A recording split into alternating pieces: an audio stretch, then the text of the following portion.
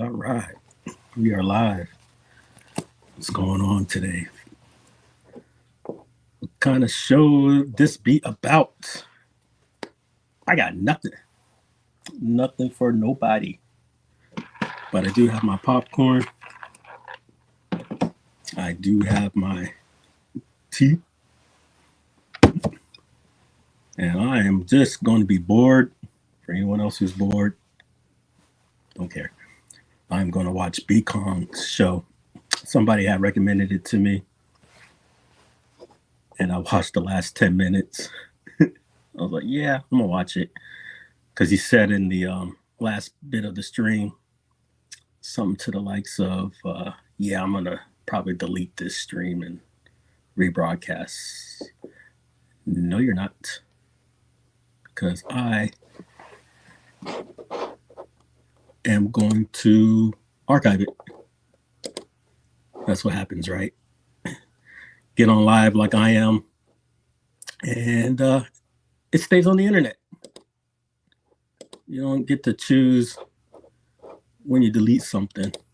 I mean, you could, but it's already documented, right? All right. So let's put on the stream. So nothing special. Just going to be watching, reacting. Let's see how it goes. Present.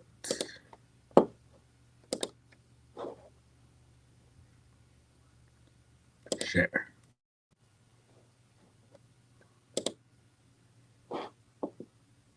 Hopefully this clears up. Us, and welcome to the Next Level. This is my weekly podcast show where we bring you next level things, guest community Weekly members. podcast. But today I haven't I'm watched this going show solo. in a long time. Today I want to share just a little bit about my home arcade journey because I feel like I'm finally in a place where I'm nearing the end of putting together my ideal dream home arcade. Like what you've seen behind me over the last couple of weeks, if you've seen my setup, I'm in love with the cabinets I currently have and I currently own. I have a couple of pieces that I can still fill here and there, but I'm pretty happy with my current collection. It's taken me, almost I'm new to the space, 4.5 years to with get the to whole this Star point, Wars. just a little over 4 years. But I wanted to share my journey of getting to this space and my I've mindset only been around for under a year. Starting off as a community member to eventually making a mod and starting a YouTube channel. I never expected to have an audience that would be listening to this story. But with all the things that have been happening in the home arcade community, this is probably like my one time I kind of want to give my thoughts on what's been happening over the home arcade community. Because most times I don't talk about this. Oftentimes, I don't address things that are happening in the community.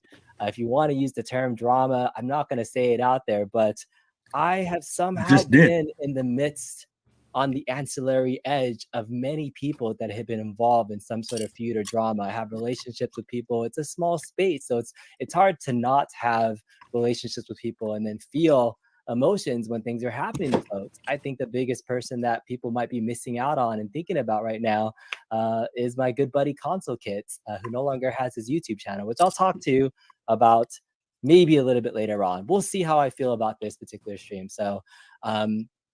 So that's where I wanted to spend some time talking about today, is about my personal journey, my YouTube journey. And I hope by the end of sharing at least my personal story that this will resonate with some people about the mindset of content creators that want to make content about this hobby. I hope it gives some insight into some of the, I think, motivations for why many of us here, even in the chat, like Biggie D's here and Brooklyn and anybody that's made content, like why we do these things.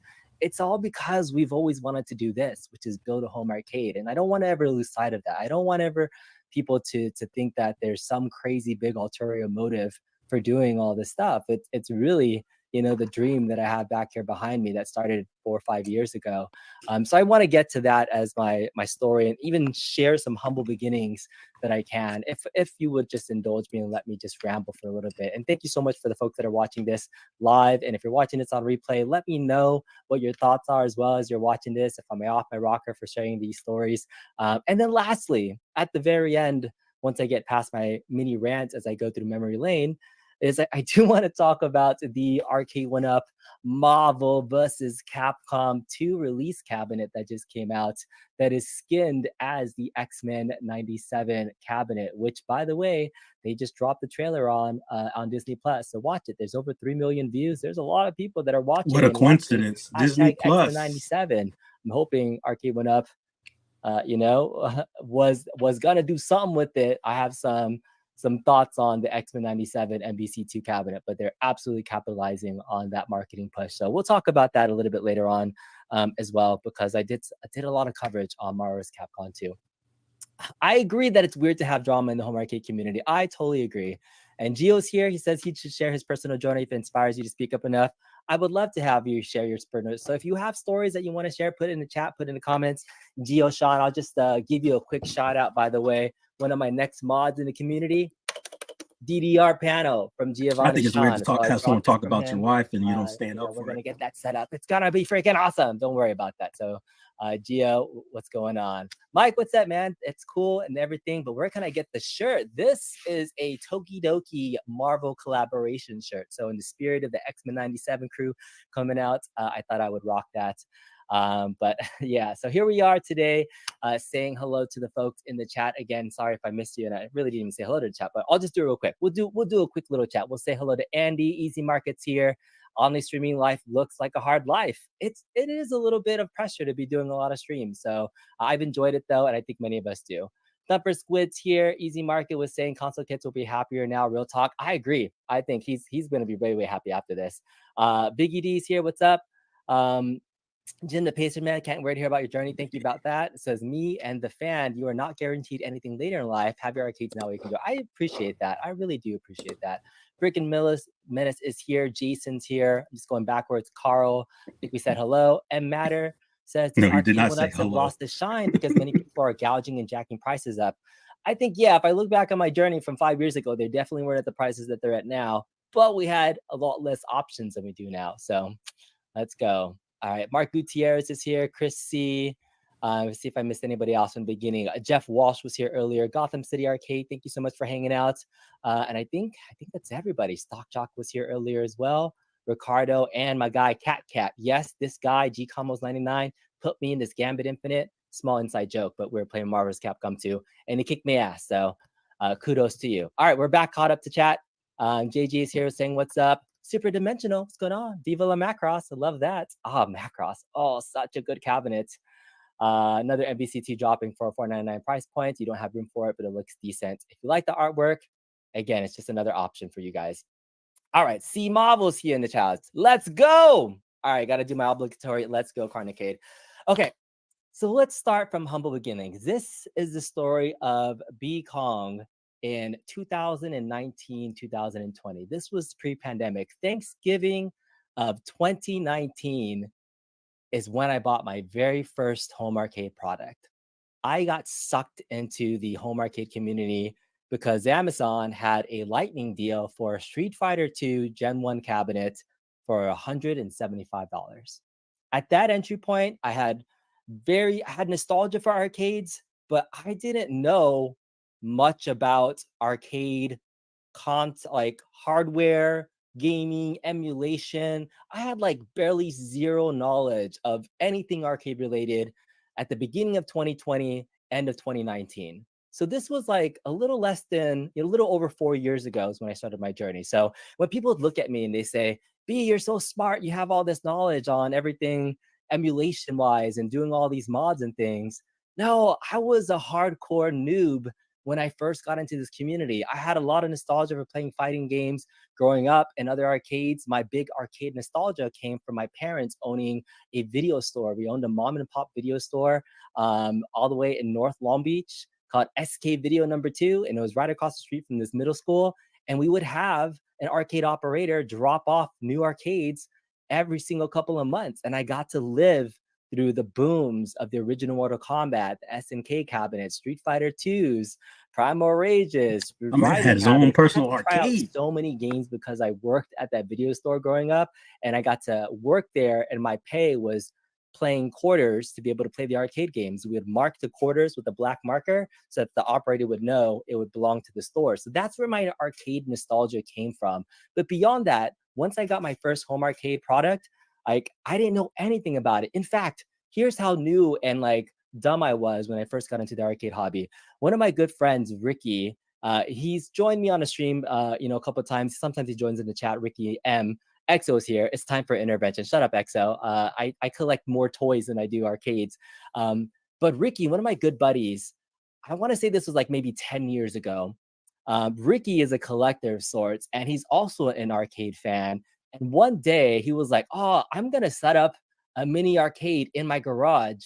And he set up a MAME version of Street Fighter 2, hooked up 2 control deck panels in his garage, and had a bunch of his friends over talking about toys and Robotech and Transformers and Macross. And we were kicking the shit out of each other in Street Fighter 2 in his garage on a projector screen. And like that's seared in my brain. Like, holy shit, I remember playing this so much in the 90s. I want to really relive this again at home someday, like maybe with my kids or eventually have my own home arcade. And so that moment when Ricky had friends over and I was there and I got to play against Peter, Sniper, his ass is really good at Street Fighter. And I hope he comes over to my arcade sometime so I can beat him in poker and I can beat him in Street Fighter too. But he kicked my ass. And I was like, man, I really wish I could do that at home. That really was the start of me wanting to have and own a home arcade back back in the day. We all had that dream, right? I can't have a full-size arcade, but I can at least want to have it. And I could have done emulation. I could have done this and that. In fact, eventually when I got my consoles and I had my PS3, I bought fight sticks. I have Mad Catz tournament fight sticks that I got to play Marvel vs. Capcom 2 and Marvel vs. Capcom 3. So I was like, I loved those arcade games and I bought my own fight stick, but I never thought about having a upsized right cabinet. So I'm going back way deep, because I just want to explain how unfamiliar I was with anything to do with real arcade hardware when I first got into the scene. So bought Street Fighter 2. I had my friend Ricky actually at my house and showed him that cabinet when we first got it and was like, Ricky, help me build this. He actually was the first person that helped me open up the Arcade 1-Up cabinet. I had no idea what I was doing. And we spent 45 minutes to an hour putting it together and building it. And right off the bat, only one of 45 my minutes? joysticks didn't work. And I was like, oh, I didn't know any better. I didn't know the quality of the joysticks that were supposed to come with it. I didn't know what the hell Sanwa or HAP or any of the joystick controllers were. Like, I had zero knowledge. I was like, oh, one of these joysticks is kind of stuck. It doesn't really work. Ricky, who was more familiar with things, was then telling me a little bit more about like, oh, like, the Mad Catz fight sticks that you got, those tournament sticks, those have Sanwa buttons in it and they feel really good. Like, those are the ones that you should upgrade to. And I was like, oh, they use real Sanwa parts. And I got to understand what Sanwa parts were, which were, Japanese style arcade parts. And I was so like new at the time. I was like, all right, I think I'm gonna mod my Street Fighter 2 and actually have better buttons because I wanted to be able to play the game and use better buttons. I wanted both sides to work because they weren't working. And I told Ricky, I was like, I'll just gut my Street Fighter, my Marvel vs. Capcom Mad Catz tournament fight stick, this $200 fight stick. I was like, I'm just gonna gut that and take the buttons from this and put this into my Arcade 1-Up cabinet. And the first thing he says to me was like, are you stupid? Are you going to like gut your fight stick? No, you don't have to do that. You can buy replacement buttons from online and you can just replace them. I was like, oh, I didn't know that you can buy buttons and joysticks separately. I had no idea. And I started to Google, right? And then I saw all the different brands that you can buy and I started to look at things. And so that was just like I had no idea. And we all start somewhere. We are all fresh babies in this hobby somewhere. We are all freshly minted. As soon as we catch that bug and catch wanting to create a home arcade, we have to start somewhere. And so I never want to fault anybody for whenever they've entered the hobby. And if they ask a question, I may get tired of hearing the same questions, but I try to think back to the time when somebody was brand new and I was asking questions, if somebody would take the time to do that. And I remember being like a small little scrub and being scared to ask questions and wanting to be part of a community. So that was the beginning of my journey, was wanting to just mod Street Fighter 2 buttons. And then we all saw the amazing ETA Prime video on how to mod your Street Fighter 2 with a Raspberry Pi and play thousands and thousands of games. That set me off on a journey. Joined an arcade group called the Arcade One Up and Modding Group. This was my very first group and community that I actually got to know. And this is the group that I fell in love with and was my community. Growing up, you know, and when I entered the workforce, I found a hobby and I found like other community people. That community helps drive your outside hobby world. When I was really into Macross, my buddy Exo here and some other folks, I became really into the Macross community, which used forums at the time. Macrossworld.com, Super Dimension, if anybody remembers, that was my community. I would be on the forums all day, every day when I wanted to talk and learn about something Macross. As I got into the arcade hobby, this Facebook group was the one that got me really into it. So this was my very, very first post about, you know, 2-3 months after having that Arcade One Up and building it, and was like, Arcade One Up and modding was like, all right, Japan versus US style arcade fighting. Who's gonna win? And I have Samwall set of joysticks on the left, and then I have, I think the IL hat buttons on the right. But they're both Samwall sticks, and it's just a bat top versus a ball top. But in my head, I was like, oh, this is a clever kind of fit way to have the best of both worlds, that I could have Samwall on one side and Hap on the other side. And it's going to be an interesting segue. It's kind of a cool way. If I wanted to play on both sides, I can try both sides. I had this is going to be him addressing something. Likes, and people were saying like SF4 is better, round gate, 4-pound spring. I was like, what is all that stuff? And I'm all like, 4 springs really worth it? Is this the best place to go? Guess I'm just a different type of storyteller. Like, I had no idea. Like, when I was get to the point, like I involve okay. The real loser here is the actual OCD, and this person was like, oh, the buttons aren't matching, the joysticks aren't matching, and some people are like, left. I like this a lot. So I think this is just you know, funny way to ask community a question and see what the response was. This was our community. Arcade One Up and modding scene was like my go-to to get my daily fix of nostalgia. When he started the stream, and then my next post was like, all right, 2020, the beginning of 2020, that was tough. This address drama without saying drama, but he already said 4 years the word ago, drama. I remember the day that Kobe he's Bryant giving this big backstory. Honestly, and it was tough with respect to being in LA, it sounds like a complete 1000% I remember playing emulation in a of what league basketball Justin game did. in the middle of halftime. Respect to Justin, saying, you know, oh shit, Kobe died, and I was like, no, has his own way of telling stuff. And I guess Kong does too, but it seems more like a copycat. I was so sad and depressed that day.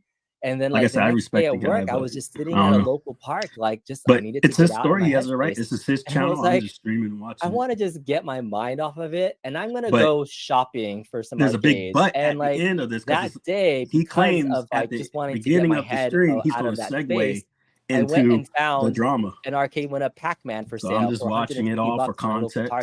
This was because I only watched the last my 60 fourth seconds that I bought. My first because it was referred to me slow year. I'm gonna watch this shit. And then at the end when I watched it, he said he was gonna delete the stream and a Star Wars cabinet because they were on sale. They were like $400 each, and I was like, Archive. I'm gonna do it. I'm gonna sell some of my Macross toys, and then bought a Star Wars and a TMNT cabinet. And then my fourth cabinet was like, all right, I really want a Pac-Man, a retro one, and I got it. Right now he's doing a nostalgia dive, like, saying this is where he started. This is his first I bought this post about 3 to 4 years ago. When he just started about his arcade journey for the first time ever. Do something fun. That's pretty cool though. He does great mods. Riser, because I just had this generic Riser, and I was like, I'm gonna spray paint this shit. I'm gonna cut out this ghost thing. And this is one of my first that I did, in addition to modding my TMNT and my Street Fighter cabinet. So back in my modding journey head, I was like, all I needed was 4 cabinets. I needed my Street Fighter 2 that was modded with a Raspberry Pi.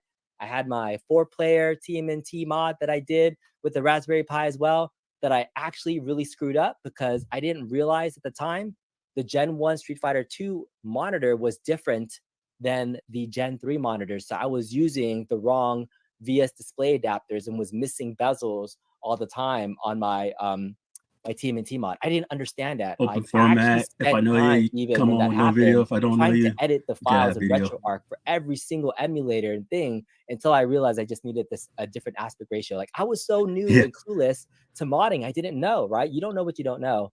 And so that was my Pac-Man And that was kind of my first day. I was like, if I have my Pac-Man, I have my Star Wars, I have Turtles, and I have Street Fighter. And I took over this side of one of our rooms that we had a spare bedroom in.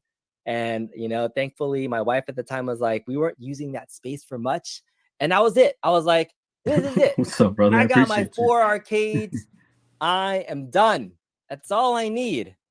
But we all know at some point we get addicted to the more. Like, Yeah, what he's is right the about next that. one? What are we getting? And this was at the time, right? Get addicted. 2020, like we can get a little bit more innovative and exciting. And so as There's always the room for months one went more. on in my early modding journey, I have no idea how long the story is going to take. But I was so clueless. I bought That's what's up, Jay. IL hapsticks. I didn't even know how to take off the C-clip. You literally I had are. to ask somebody in the chat to say, how do I take off a C-clip? And here there was like, oh, use a tiny Don't flat make me edge cause you screwdriver an and you can pull off the C-clip. Like, I didn't know. Like, this was just me even putting together all this stuff. And this was my original, like, hey, I finally worked on all the stuff. I was super proud of this. I talked about all the mods that I did for my Star Wars Street Fighter 2. Hey, it's This was detailed. my original home arcade collection. My 4 cabinets.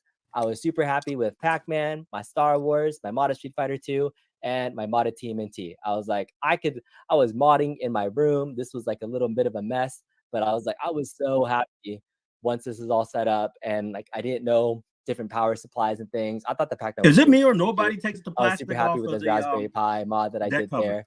I did this It's like they crazy don't speaker know. mod.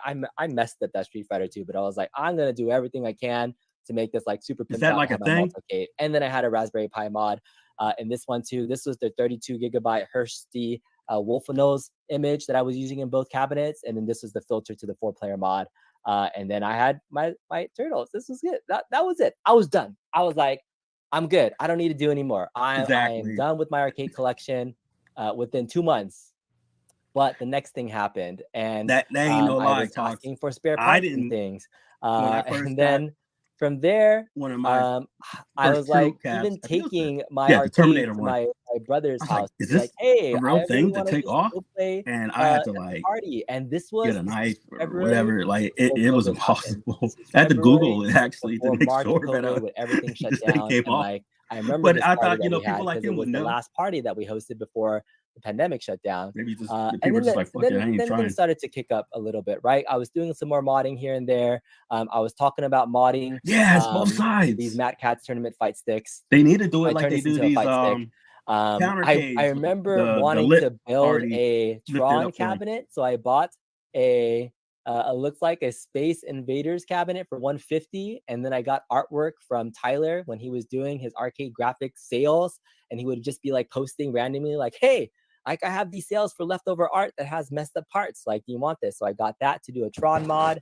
Wait, And then what? It's like Glenn's eventually Kickstarter back in 2020. here was the minute I realized something could be different about me and my channel and what I wanted to do. I really had the vision I at the modded my time in first A1 December up when I got my off Star the Wars ETA cabinet right? that I wanted to play Star Wars Trilogy. And Glenn's Kickstarter for his GRS yoke at the time was happening. Okay. And I was like, that's what I need. I need his controller to be able to play Star Wars Trilogy. And this was oh, I guess I got a right replacement. I don't even remember my right trigger not working for Star Wars yokes, but I guess I got a replacement yoke from Arcade One Up, and I was like, I'm gonna see if I can play Star Wars Trilogy, and I did. I learned how to set up Sega Model 3. I hooked it up to like just to try it out, and I was like, this is the start of something special. And it's like, how else can I eventually start modding this? It's And all then good, brother. this was it. I found this guy. God, I can't even remember his name. I think it was Repair Selt. And he was the first Man, person Bobby, still there. that showed me how it was possible to mod a controller, an analog controller into this encoder. When to turn it people into came music. in with I started saying like, ill hey, intentions, I don't want to do like, this oh, mod these are toys. where Toys I are plug fun. in some extra buttons to the yoke, and I got it not working. throwing And this was politics like into the the first mix. time I Yeah, was like, I'm gonna those do it, were the guys. days, I'm I'm like, I sure. didn't have a YouTube channel. Sadly, at the time, I by the missed way. that because people So I did wanted it. to I involve me finally on some modded bullshit. my Star Wars cabinet to be able to plug into a USB cabinet. And this was the final mod that I did in March 2020. I did it. I was like, hey, I did a Star Wars arcade mod. This was my very first baby. I turned a stand-up stand-up Star Wars into a sit-down. I really wanted a sit-down version of the arcade for some I wasted reason. my glory days on the So IR I took this, arcade. put a little bench down there, put a little extra marquee that I got from Angel Otero Jr. down there for Star Wars Trilogy at the bottom, and added some pedals. I had a PC on the outside sticking there. I Oh was like, shit! I can have Damn, pedals, Carl. and like these were rudder pedals for flying, and they were terrible for driving games. But I was like, hey, I can do flying and rudder games. I didn't know the difference between pedals, and the placement of this sucked. This was terrible for my feet. It didn't feel comfortable. I didn't know, but I was like, hey, I could have some pedals and I could have a steering wheel, and I wanted to sit down. That was the goal. And then I had a flight stick that I put on the left-hand side. That flight stick on top of the PC was how I played Star Wars Battle Pod, where I used the flight stick on the left as my throttle, and then the yoke is the main game. That's what I wanted to do. I was like, I'm gonna play Battle Pod. I'm gonna do this mod. I made this all like spiffy in the back end, and I cleaned everything up, wired everything down. This was it. I was like, I'm at my modding peak. Yes, I did it. And then Looks somebody in the chat, somebody in the comments along the way, I don't know if it's here or not. I'm gonna double check. I think, I don't know if it was Robert, David. It was I want to say it was, yeah. So Brian was one of these people who says, "Can you make a video? Looks sick." He's like, "Can you get gameplay or tutorial?" And I was like, "Tutorial, please." And so there were some people that were, Sterling was one of the guys, was like, you need to make a tutorial. You need to make a tutorial on how to do this. Yes. And I was like, I'm about to don't address know that how to do too, any of this Sheila. stuff. And then I made my first Colin ain't YouTube gonna get away with ever saying that. was essentially how to 'Cause, mod your Star Wars I'm arcade. gonna go in on that. That was I how got to something to say mod by the end of all Star this. Wars APAC.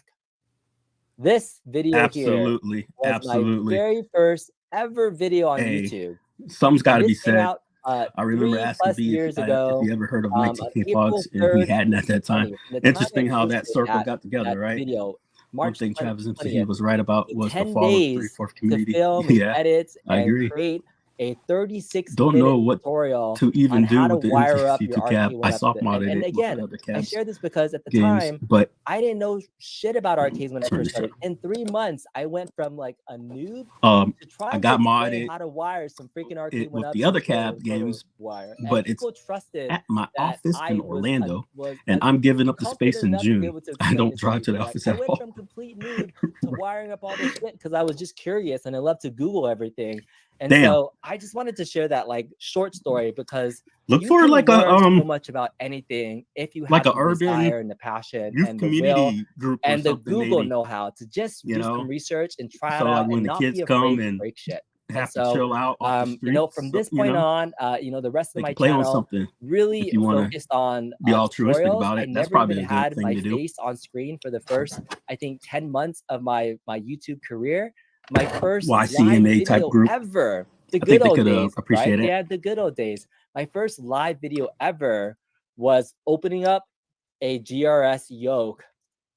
Yeah, it's And interesting. then I think it was He said he only one of started these right here. about And I 4 think years how to ago, install but two it's buttons. I don't even think interesting it's on jump here. that he was like, I'm a rookie First at this, look but he's into making picture this. perfect This was my cuts. first ever live stream. Oh my god! I wonder if this is like how do you- super cringe because I was using OBS. Dude came out This of is my his mama's first womb ever soldering. live stream Like, where I show what do my you mean face you're a rookie at on this? Because YouTube. I And don't I don't see the even rookie know if I'm mistakes. live yet. Rookie That's why crap is I'm like in the back. I'm him like, am I live? Am hodgepodging, I doing you know, with anything? glue And and crap. This guy's it was making fun. like I was like, cuts. all right, He's the best rookie modder GRS I've ever yoke seen in my life. live and see if it can be modded because I wanted to see. That was my first video. Has a degree in engineering and ain't telling And the nobody. I live don't know. stream, the live stream absolutely changed my channel Gets no because play. I was editing to that going point, to I let the think I whole had at this incubator. point in time maybe like But they 500 would break it. subscribers. They would. Maybe. And it was a slow roll. I was very proud every time I hit a milestone, and it was fun to be able This to is all the continue, way it is. He's a fast getting more learner, into the man. scene on the Good modding for him. scene, and sharing all the cool stuff I was doing with Kwok Lee and Bobby Vu. I hadn't really even introduced Yeah, yet. Bobby's I a joined very the good group. teacher. God, for folks that were in the group, do you remember what the old Facebook group was before Arcade Wizards? Because right now we have this group called Arcade Wizards, which Kwok Lee, me, Bobby Vu, we were kind of the guys that led that one. I forget what it was called. It was I can't remember, but it was this arcade group, and that was the one that really got me excited in learning how to mod and emulate my stuff more. I forget what the group is called.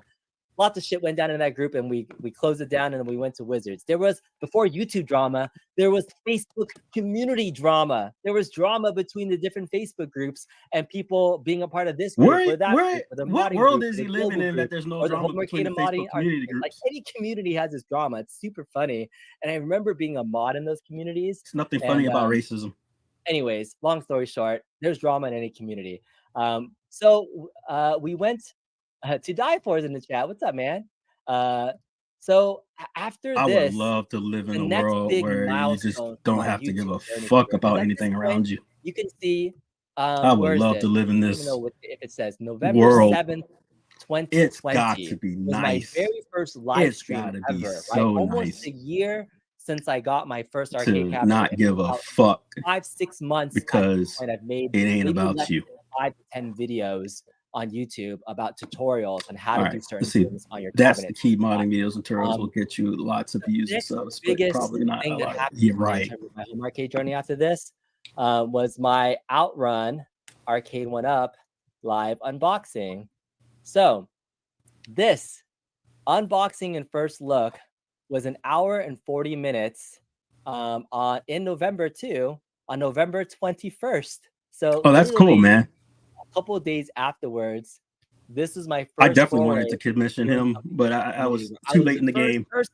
One of the first persons to get Arcade 1-Up's Outrun sit-down cabinet. Yeah, I think it's easy to say he has the best. We didn't ever have a sit-down cabinet yet. We were trying to figure out if this was a modding for the Star Wars cabinet. I just so happened, without he's any pretty much synonymous with it. I didn't know anybody at the company at the time, right? I just lived in the Los Angeles area, and their initial distribution for this cabinet was based out of the town that was next to me. So I think I just happened to be physically close to ordering this and being one of the first to get it. No affiliation whatsoever, but this was the original Outrun cabinet that I got. So this was like the first time I had 300 people in the chat. Look at the people in there. You got Lewis Chambers, King Creo, Kev Brett. Street Fighter 2 in the background. I had no idea what I was doing. And same it can be names. stressful doing a live unboxing, especially for the first time. And so I look back at this, and I remember trying to explain things along the way and make it fun. Everyone's screaming at him, no sound. I'm really addicted to doing more of this content for the community. I felt like this was a fun way to share an unboxing experience. And so I started to get addicted to live streaming content because it was an easier way to create content. Damn, Shotgun Sean in the house. For living and edits knows that it takes so long to create content. I know Ralph. Share a story for an hour or whatnot and do something that community is interested in. This is Ralph C, not Ralph H. Much easier way to be able to create content for people to watch. So this was my first next. So like, in fact, I just shared a story like searching mod Killer Instinct Arcade 1-Up cap on Google brings you to who the hell John D was. I think people were just saying that he worked for Arcade 1-Up, and when he was in the chat later in the stream, who's KAG? He was actually saying, did I actually make a timestamp of it? And starting with the building of the cab. Right. I actually took timestamps of everything, looking at the Outrun bench, look at the lit marquee, unboxing. That's why I purposely put B and not spell out his name. I don't want his searches and being there was a story messed about, with. He said there was an Easter egg. People YouTube Easter egg on the actual cabinet, and people were saying to peel the sticker on the actual cabinet on the wheel, but that wasn't it. There was a sticker on the dashboard that was actually the main Easter egg there. But anyways, John Dees was in the chat and he was trolling. I had no idea who it was. I had zero relations with Arcade 1-Up. I put this cabinet out there. It is, but non-Sega products aren't allied to.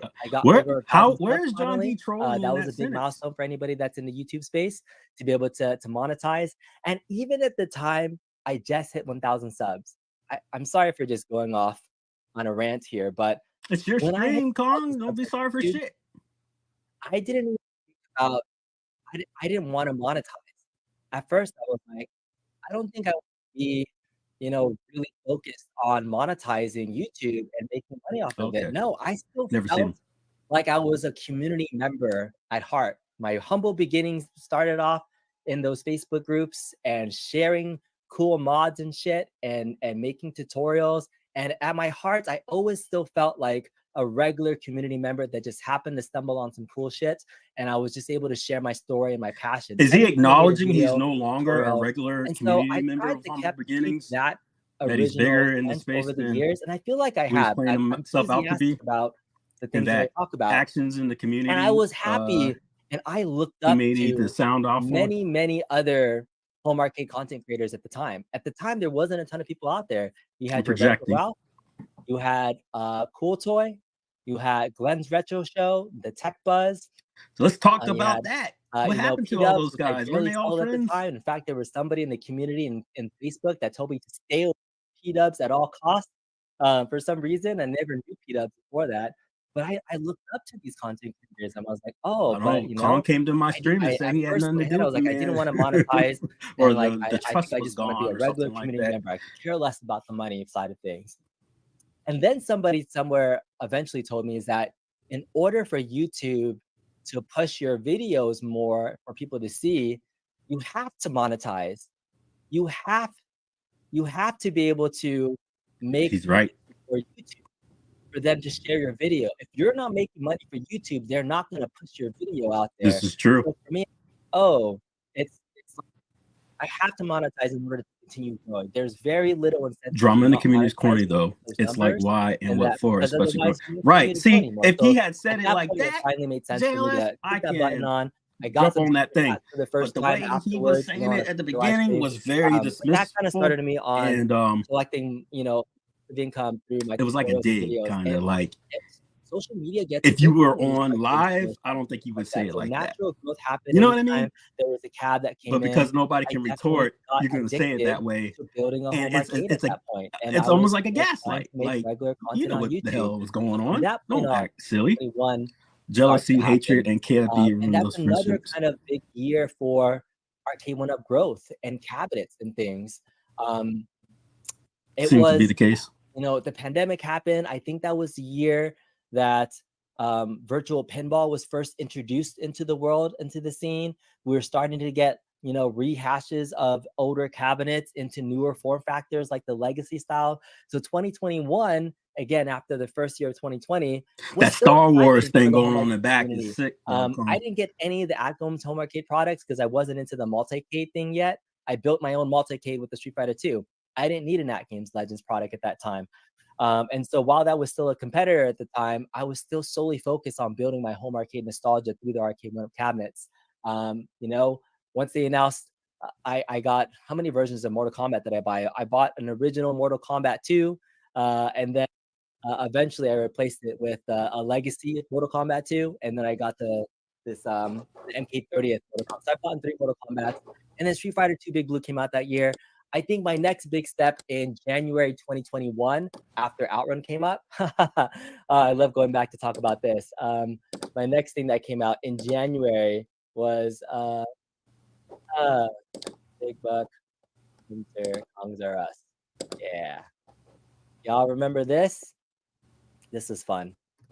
So I think it was Mrs. Kongs R Us debut on YouTube.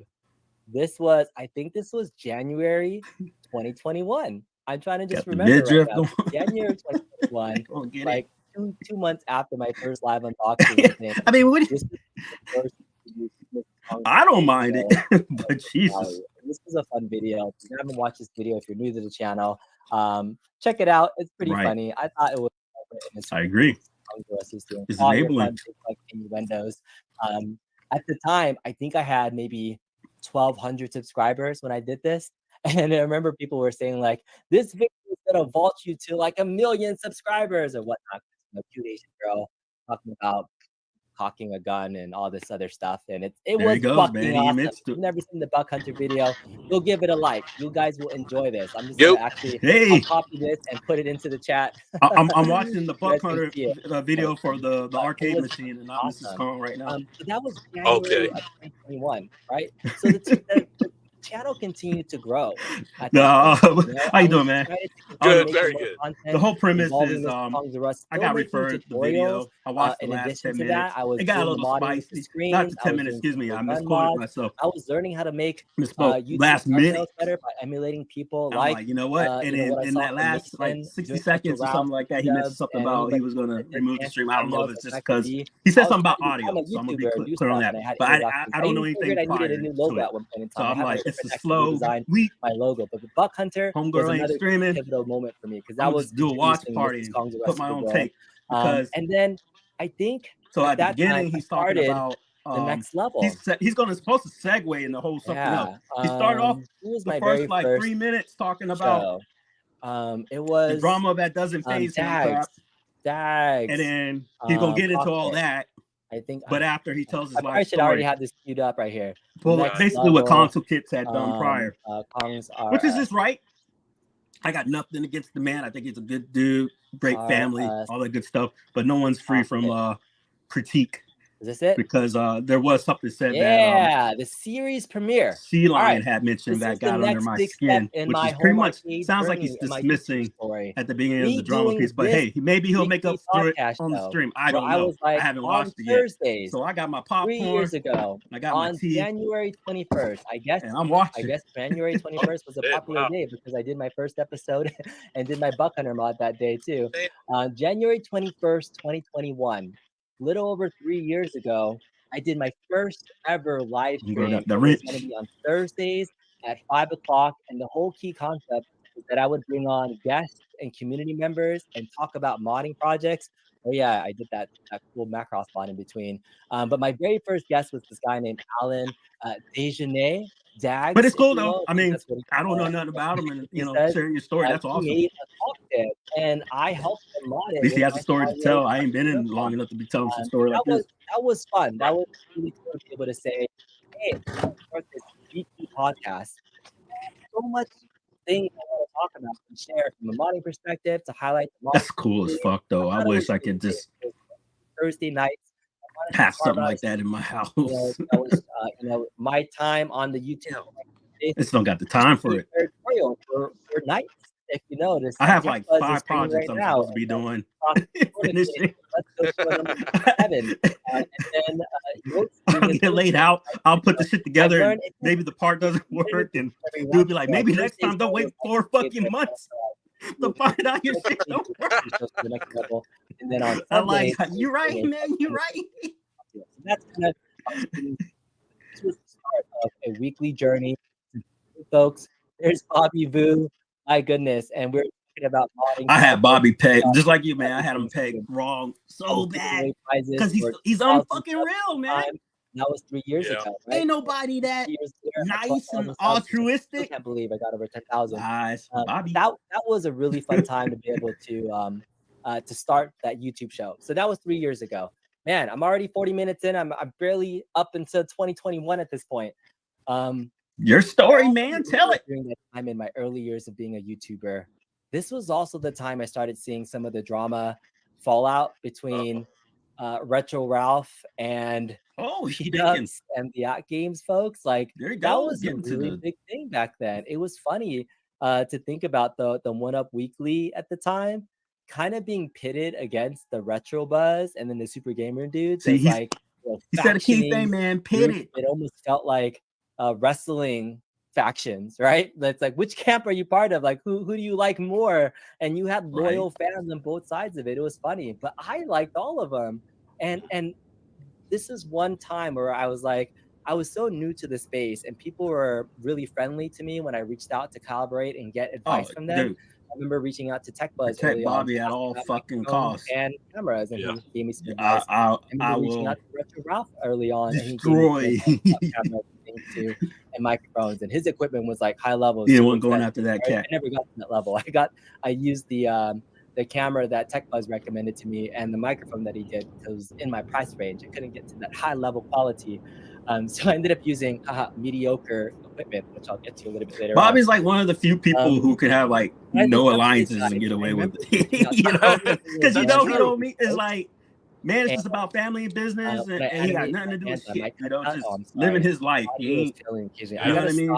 He ain't streaming. He ain't doing none of the BS. He's just test. All right. Like, I gotta stop. Anything that comes up, he always exits stage left. Like he's nowhere to be found. I remember reaching out to. You watched that movie Constantine with the voodoo dude who was like the neutral state. Remember? And what movie is that? Remember Constantine with like this Keanu content Reeves? creator. Yes, I haven't seen that in a long time though. To get people talking about the art of making content, I thought it would have been. I think it was like Papa something to make some content and get those folks working together. And I thought I had some credibility at the time to do so. And I was talking to different folks, and I felt like we almost made it happen, almost, but it fell apart. You know, I'm definitely trying to find the after, damn dude's name.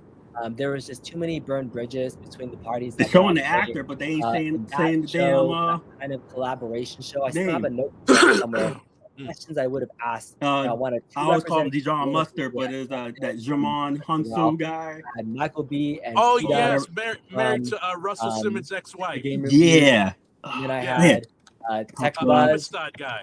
Steve Yeah. Haywood, and Cool Toy Doug from the Tech Buzz Guardians or of the the Retro Buzz. Galaxy. So I had Super Yes. Game Reviews, Tech Buzz. I had all 6 of those Trying guys to find his character. to kind of talk about it, but it never happened. It didn't work out. So unfortunately, Damn. that roundtable between those cats didn't happen. And you know, personalities Papa happen. Midnight. Tasha's aside, Papa Midnight. you know, okay. things happen. Grudges are still held.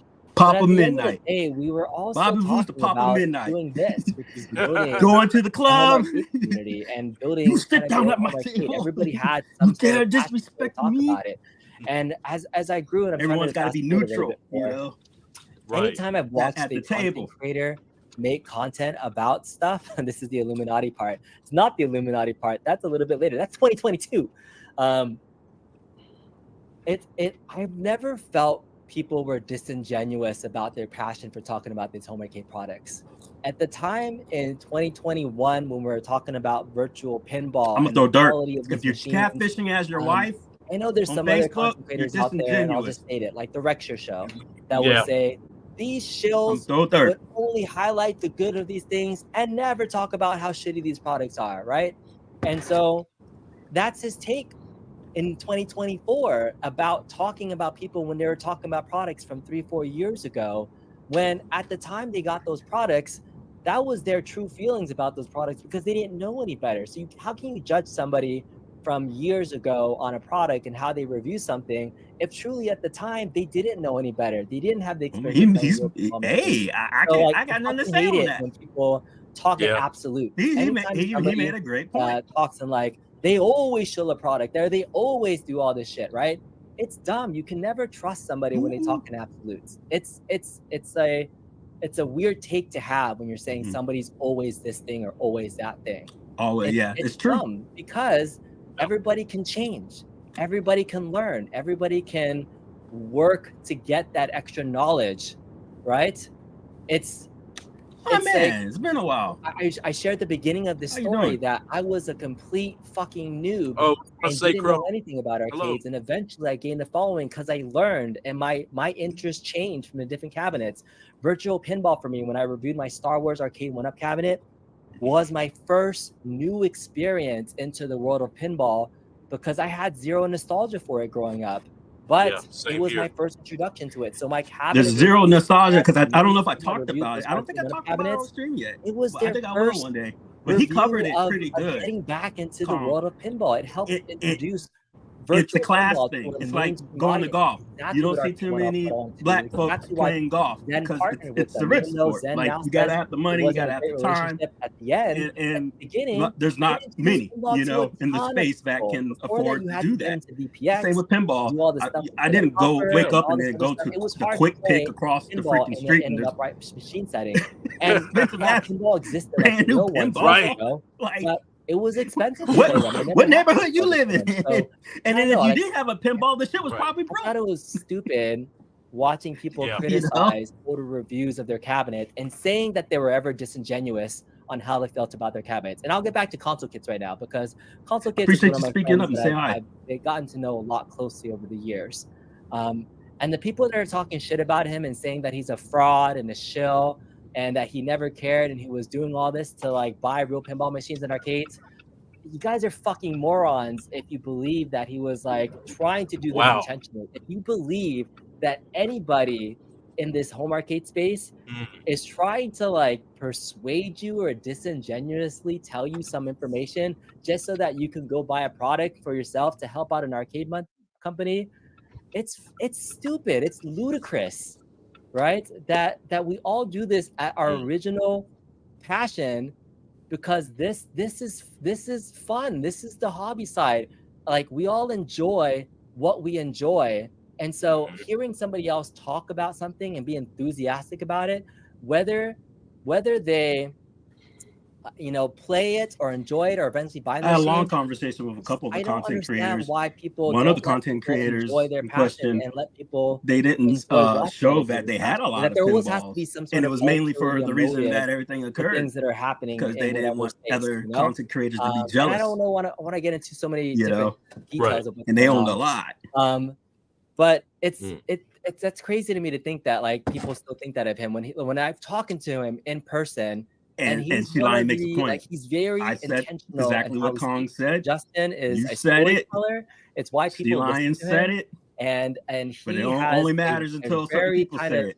unique And perspective as they on, said, you know, certain people claim that things about they've life, been not even just disconnected arcades. from When the I talk to him about community things, like he's gone and out of chose his not to speak way on it. to be a part of like a friend group, But and they won't somebody because who it's wants to drama. make, But you know, be there only, for them. but And it's he not goes out drama of his if way they every do it week. He's a and speak on genuinely their nice passion. dude. I've had him in my house It's before. a weird And so it just kills me to feel like there are people that are about him that he was always this disingenuous standard shill that never cared you know. about the community and was So selling would this products be that was considered a intended for drama arcade stream? No, Because you we say it's just not. love fucking How's that talking work? about arcades, and he's a Right. storyteller. It's what Michael B does. It's what P-Dubs does. It's what I do. It's what Rexer does. He loves talking about arcades, but he loves shitting on other people at the same time.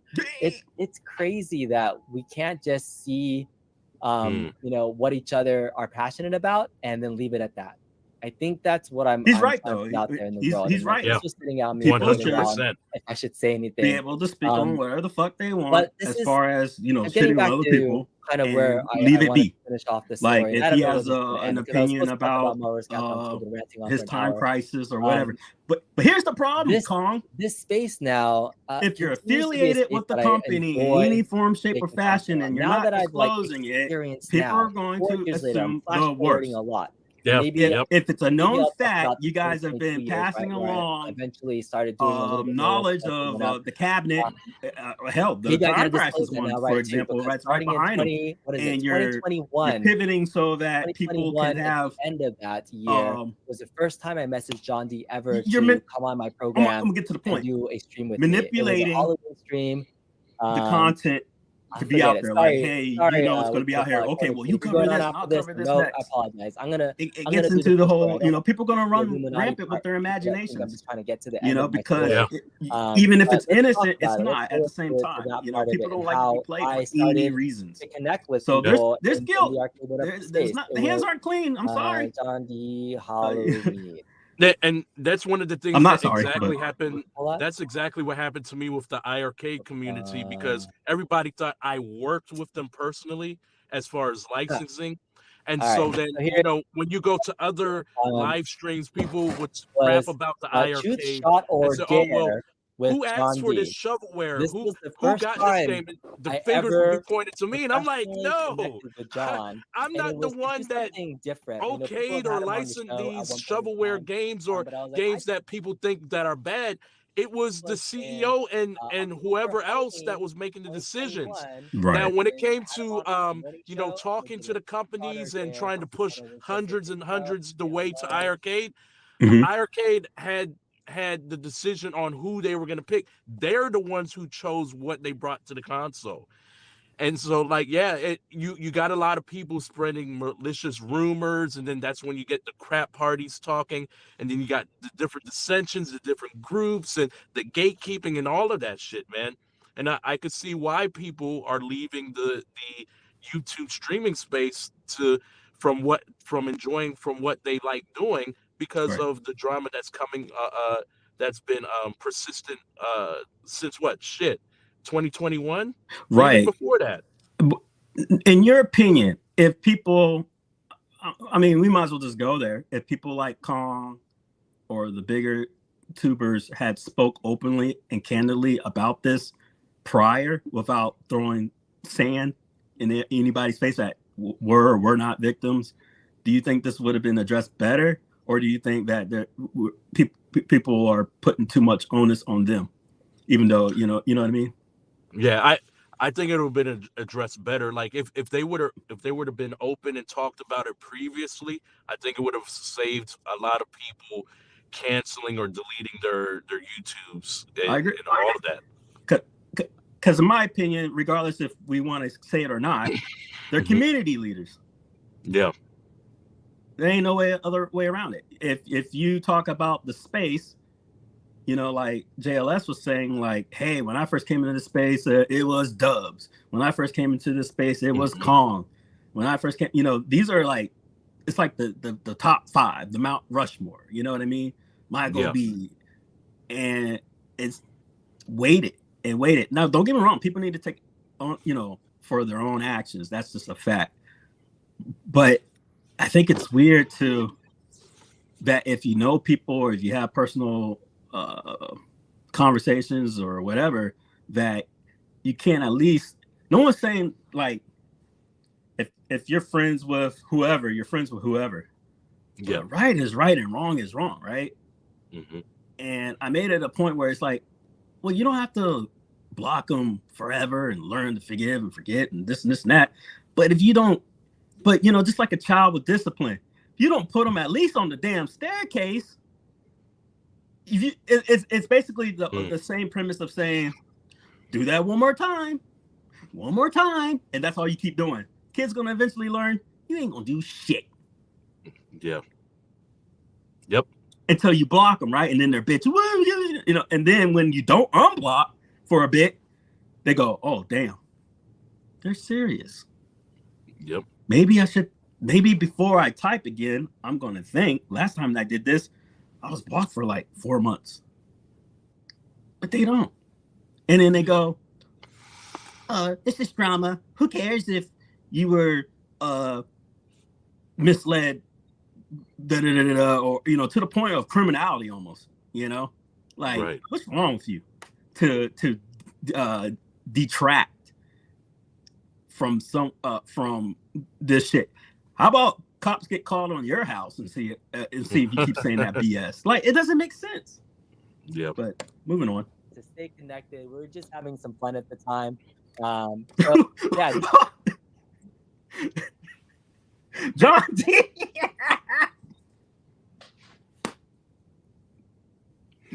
Why does it feel like this is like 11 years ago shit? Kong got black hair, no gray. It's like 3 years. What the fuck? I think the space is stressed people out. This age people like the presidency. Like, what the fuck? Yeah, even with I don't recognize these people. Yeah, I'm sorry.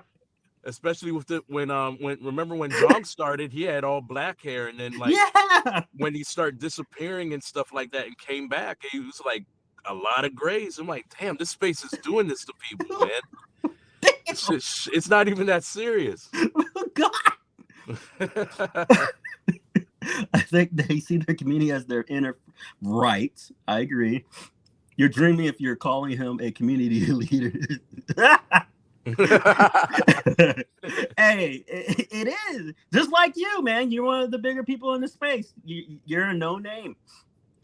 He was a cloud chaser. Jesus, tell me how you really feel. Just like the others who took sides, clowns. Hashtag clowns. COVID and YouTube age. You know, how about this? Maybe I can reword it so you can agree. Should have been a leader.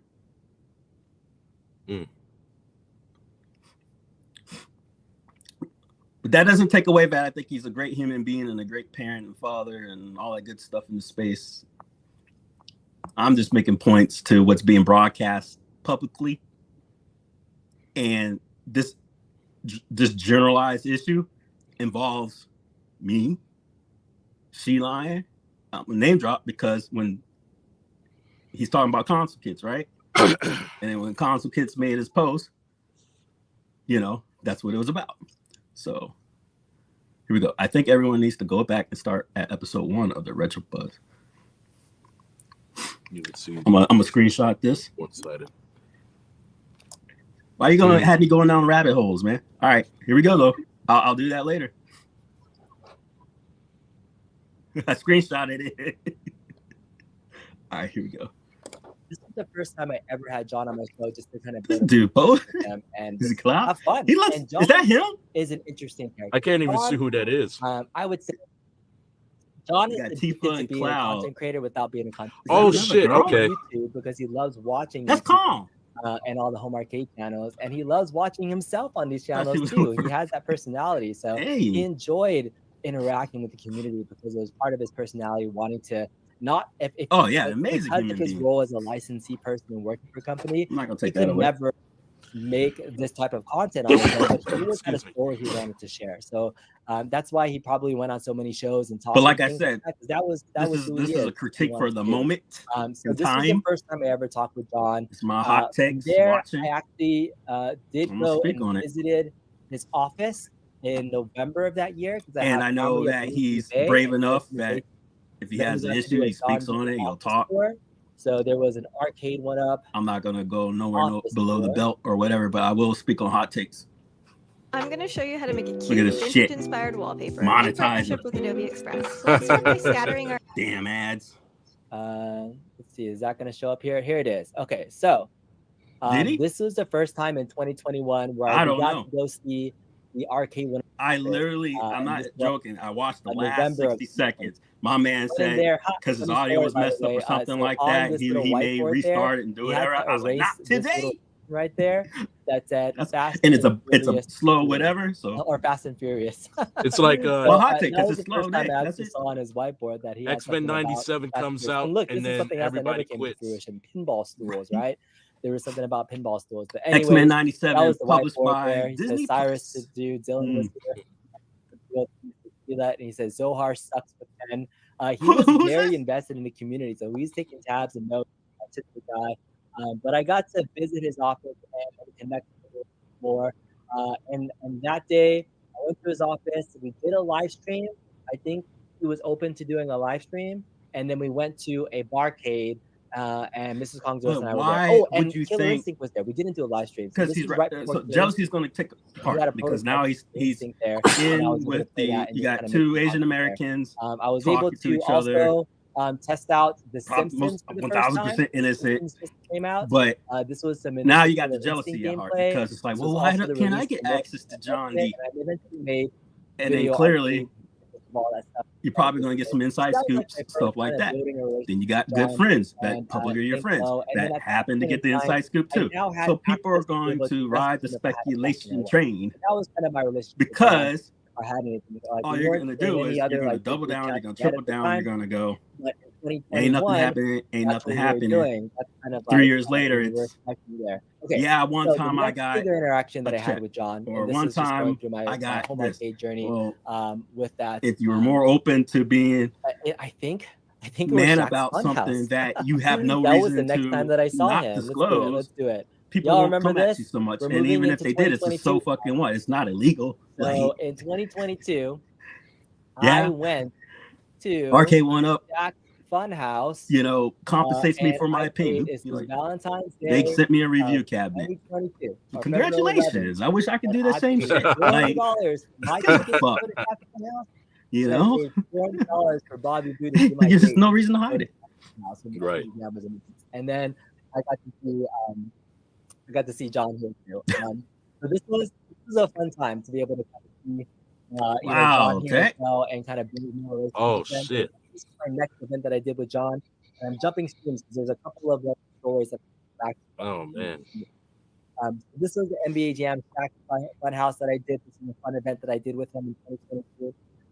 Next other That's your event that we opinion. did that year in I understand. 2022, and I can't believe this was like so long ago, right?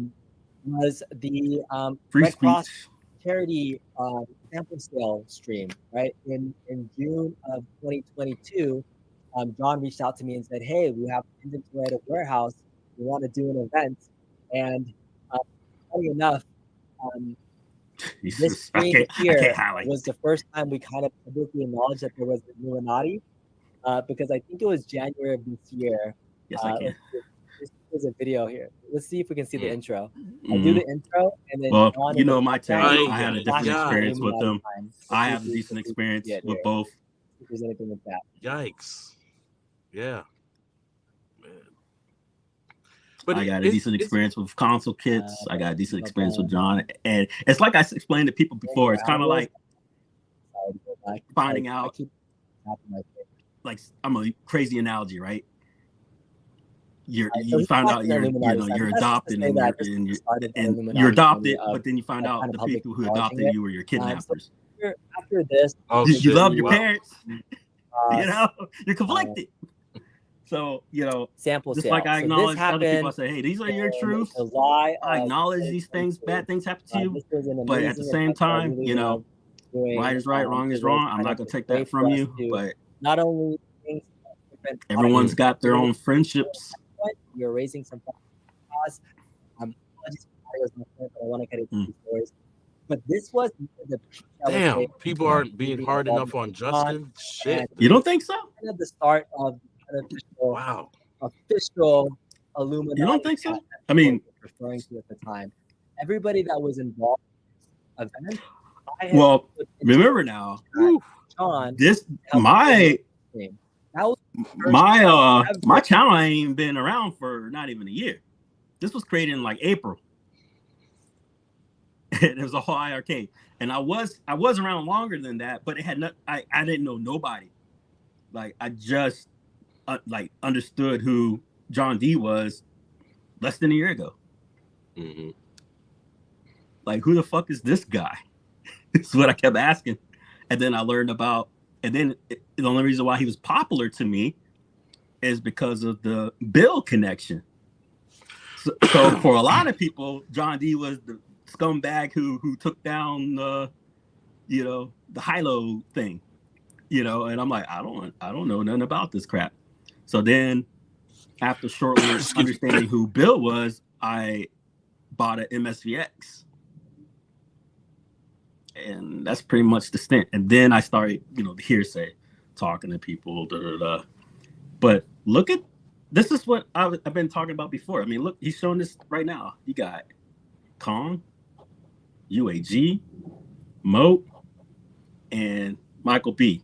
Now, out of all this, who will you ever see in a stream together again with? Like, let's play connect the dots. Let's start with UAG. Oh, Would you man. see him in the stream again with Kong? I don't think so. I don't think so. I agree. No. Do you think you ever see him in the stream again with Moat?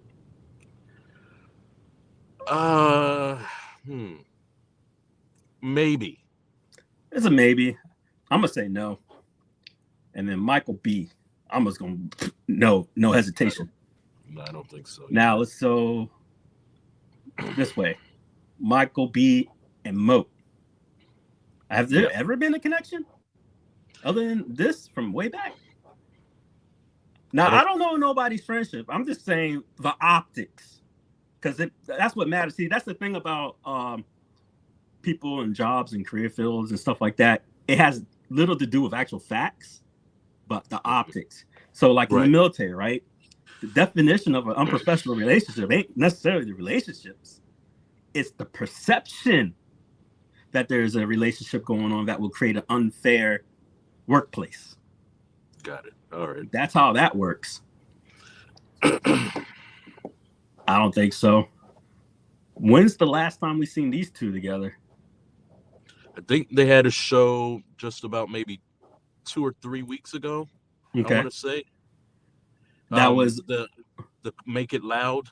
That's when they made a reference to talking to the retailer to get the specific cab that we all like. So if, for example, if we wanted NARC, everybody in the community should be going to the retailers instead of to Arcade One Up, because Arcade One Up wants to do it, but it's the retailer that can't get NARC off the floor because they're thinking optics as well. Like, oh yeah, well, Ninja Turtles is owned by Nickelodeon. That's a big deal. We could sell that like hotcakes.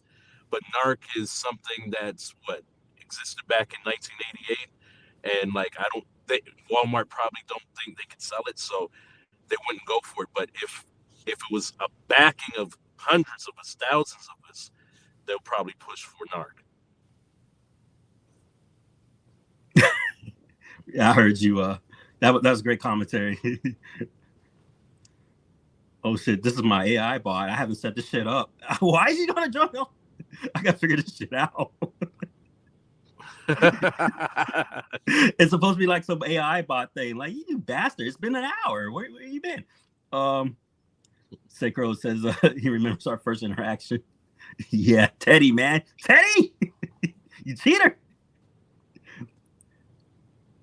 Sheila makes a good point. What has Justin done to actually hurt someone in IRL?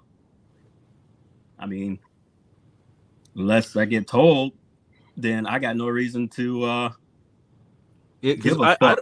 Because I mean, game shit, YouTube shit, whatever. Now IRL, we have a different story, you know. Like, add more history. People are actually bashing Justin based on misconstrued information. I agree. That is a fact. Misconstrued. Not even talking about what someone posted on a video. I'm speaking of my experience. Well, we understand tech, but you know how that goes. We like getting straight to the point. That Drop there was the dirt. never a group chat with John D, and it was because of this particular when we needed to coordinate with him, so that way we can get on board at the same page. So that was the first time there was ever a group chat with John. Was because but yeah, you made a great point. It was a really good event. Most people got some great deals out of it and everything too. And then afterward, that chat stuck around, right? Is my audio that bad? This guy. Yeah, is the right audio selected? Elgato face cam. You guys. That's probably why he said he had to redo the stream. Yeah, it's not bad. It's horrible. It sucks. Dang. Dang. I'm all using this like audio mic too. You missed out on most of the story. I gotta start this whole stream over again. Man, that fucking sucks. Unplug it and plug it back in. Hold on. Wearing that X-Men shirt.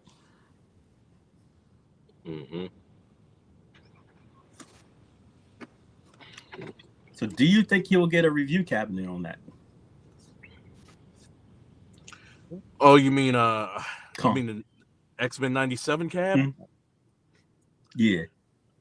And then what are you wearing? It looked like a Cyclops thing going on. Oh, me? Yeah, it looks fancy. Oh no, it's okay. I got this Mario. I got this from this place called Lunchbox. That they do that Disney stuff. In and out. Love it. You can hear us again. Yeah. It's like the best thing in the mall. It was fine for you. Yep. Microphone money. Yeah, Hot Topics fell off, man. I was trying to use my official Audio Technica mic, but it didn't really work out that bad. It's okay, it's back. I think it's like touching the microphone. It sounds better. All right, Thumper Squid's gonna go. Can't handle the bad sound. I'm sorry, Thumper Squid. You know, sorry I for think that's your one of the bad things your about interactions is that you've had. I can't hear myself, or maybe that's why I need to get headphones. Probably need to. I don't know what they could experience during the stream. Maybe he ain't sounding I'll better. record this whole story and do a 15. Maybe he already re-uploaded and I got and then that way we'll make some better stuff. Mike is still untrustworthy because it sucks because you want to relive this stuff. Or if he did StreamYard, StreamYard, they do a local save, so I should start his audio should probably be good. Is that right? Can you guys hear me now? It sounds okay. Don't touch anything. All right. Thank you guys for speaking up with this. I appreciate it. I remember Kong hiding in his pantry. The history part, the Illuminati got to me. I started talking about it. So somebody told me that story. And that's why so yes, everybody, the AI art is that inspiration. If you didn't see the thumbnail, that's the inspiration for the art. You're loving this. The hiding in the pantry. Right, let's do this. Yeah. He promised his wife, I'm not going to live stream. If someone, I want to find that stream. I always say it, the number one thing. Oh, man. His wife was mad as hell, man. I would be. That's crazy. But you gotta have can't be telling that to the wife, man. Right. Man, I saw your damn camera move. I'm like, wreck, no. Like the old, right? You scared me. All right. No, I'm waiting in line to pick up my kids from school. Gotcha. That's what everyone was telling me is that, yeah, man, drop my kid off or whatever. You're my cut out. Can you guys give me a thumbs up and let me know how everything? I is need to get a working? mobile mic like you got. Much I need a better? camera, all that It's on crap. I'm the still live doing this shit stream. on iPad. Yeah, I'm using this microphone Shit, right now. yeah. Maybe. Oh man, they got a great Um, sale on some mics over at up in there. Walmart. Like some of them are half off. All right, Mm-hmm. I'll do that. I seen a Yeti All right, mic some marked produce down from content, telling these $99 to stories, it's no with B-roll. $39. It might make more work than stream, but good content for what it's worth. Okay. It might be. All right, maybe I'll tell this story and make an edited version of this down. Yeah, see, I have that's no probably problem. what that's I'm what too I heard. freaking lazy to be able to go through all this stuff and make a real edited video. But maybe I will. This is just something I wanted to get off my chest. All right, so I'll go back to. So I was only heard sharing- I about was 60 talking about seconds the of that, and Illuminati then I when that stopped it, officially and then started. Okay, Mm. as far as that's I know, the part I heard, and that's official it. I haven't heard anything Illuminati else. like video, I think came out in January of 2021. So this is what I have not heard, and I guess we won't be hearing nothing else. So I was sharing with John Excuse me. at the Seriously. At Amica Insurance, After these messages, Damn we know it! this isn't a Damn it! we'll be house. right back. It's more than that. The Michael B. stream. at this NBA Jam event. It was kind of the first public knowledge We we got were making Cyrus. fun of the Illuminati. Can you Right? count? Look at suckers? this. Look how young he looks. Just go forward a Oh, little bit. baby face. So I think John popped into the screen here for just a second. Like he's right there. I'm doing a little intro, So happy. and he's gonna flash. Yeah. I don't even know what I'm saying. I don't even have my audio for this on, but he's gonna go over there. He's coming on.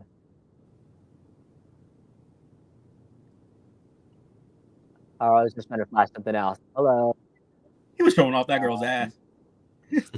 That's all. Yeah, there's Bobby. There's John. There you go, John.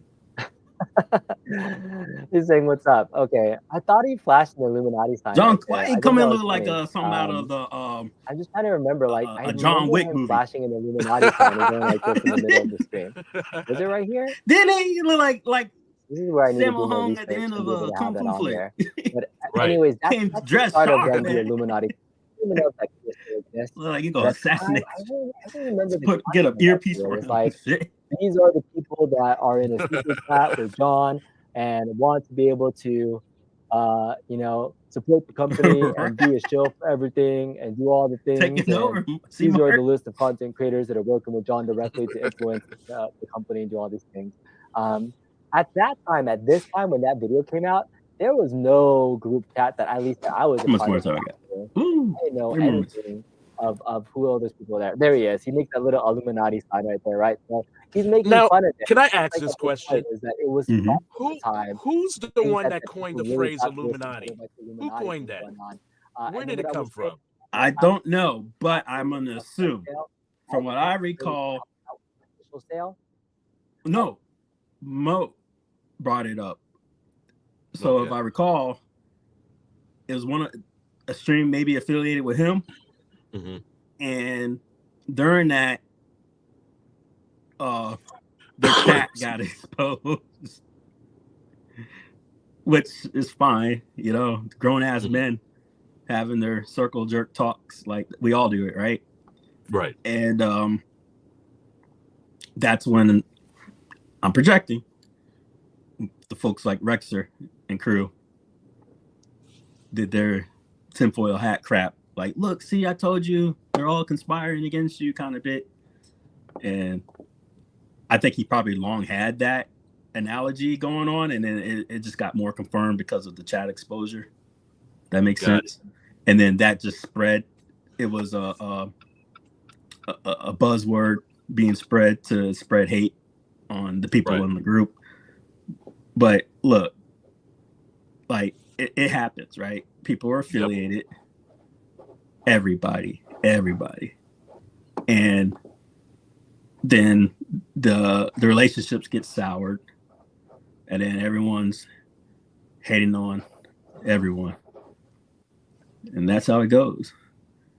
Yep. Some more than the other. Who is that guy in the top screen of the right? Papa Brad. Above Michael B? What? You talking about him? You joking? We're in a group chat with John. He because said of the Bob. sale. You And then I clowning. caught it, Tech- the, Red Cross, That's UAG, man. charity, like that was amazing. That's UAG. That's He UAG. said Bob. Anybody can attest to that. That was the only group Why? with John D at the time that was talking about kind of arcade and stuff. Once this event passed, and after this time for this event, Yes. I'll be right back in a second. No problem, brother. With the He arcade, picked. He not only picked on him, but it got to the point of it was That a straight year, I fucking did, bigotry because these Comic-Con. guys being So people I of did color, Comic-Con, UAG, this and roulette Mo, brewery event. explained the whole history and why they do what they do. He excused at the same time. He made excuse for my homegirl Sheline because she was a veteran, et cetera, until he started trying to clown on her for being transsexual and freaking, just being a fucking homophobe, transphobe, whatever you want to fucking call it, spreading bullshit about welfare, people in the community, calling people homeless. Comic-Con event, which I go to every year. Anyways, I'm gonna get off that. And then that Pieces of same shit. year too, I also went to Evo. Can't stand that 2022. shit. So there was like a series of events that I went to. Of course he does. He's a that year fucking that hypocrite. really started getting me, I guess, synonymous with being involved with Arcade One Up, because I was like, oh, I was gonna go to Evo anyways, and then I got asked to help out with the release of MBCQ, which we'll get to, which is me talking to Justin Wong on the stream. And at the time, I don't think, and this is where I'll give credit to like some of the folks that were calling me out of not disclosing relationships with Arcade One Up and all that stuff for making this level of content. Because at the time I was making this content and going to these things, like I don't think I knew that like I needed to put disclosures for just being involved with a a stream like this. I knew.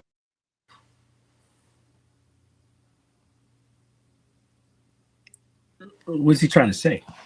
That he didn't understand that he didn't have to disclose, like he just said, or he's trying to say that, or is he saying that he has a relationship with Arcade One Up? I don't get it.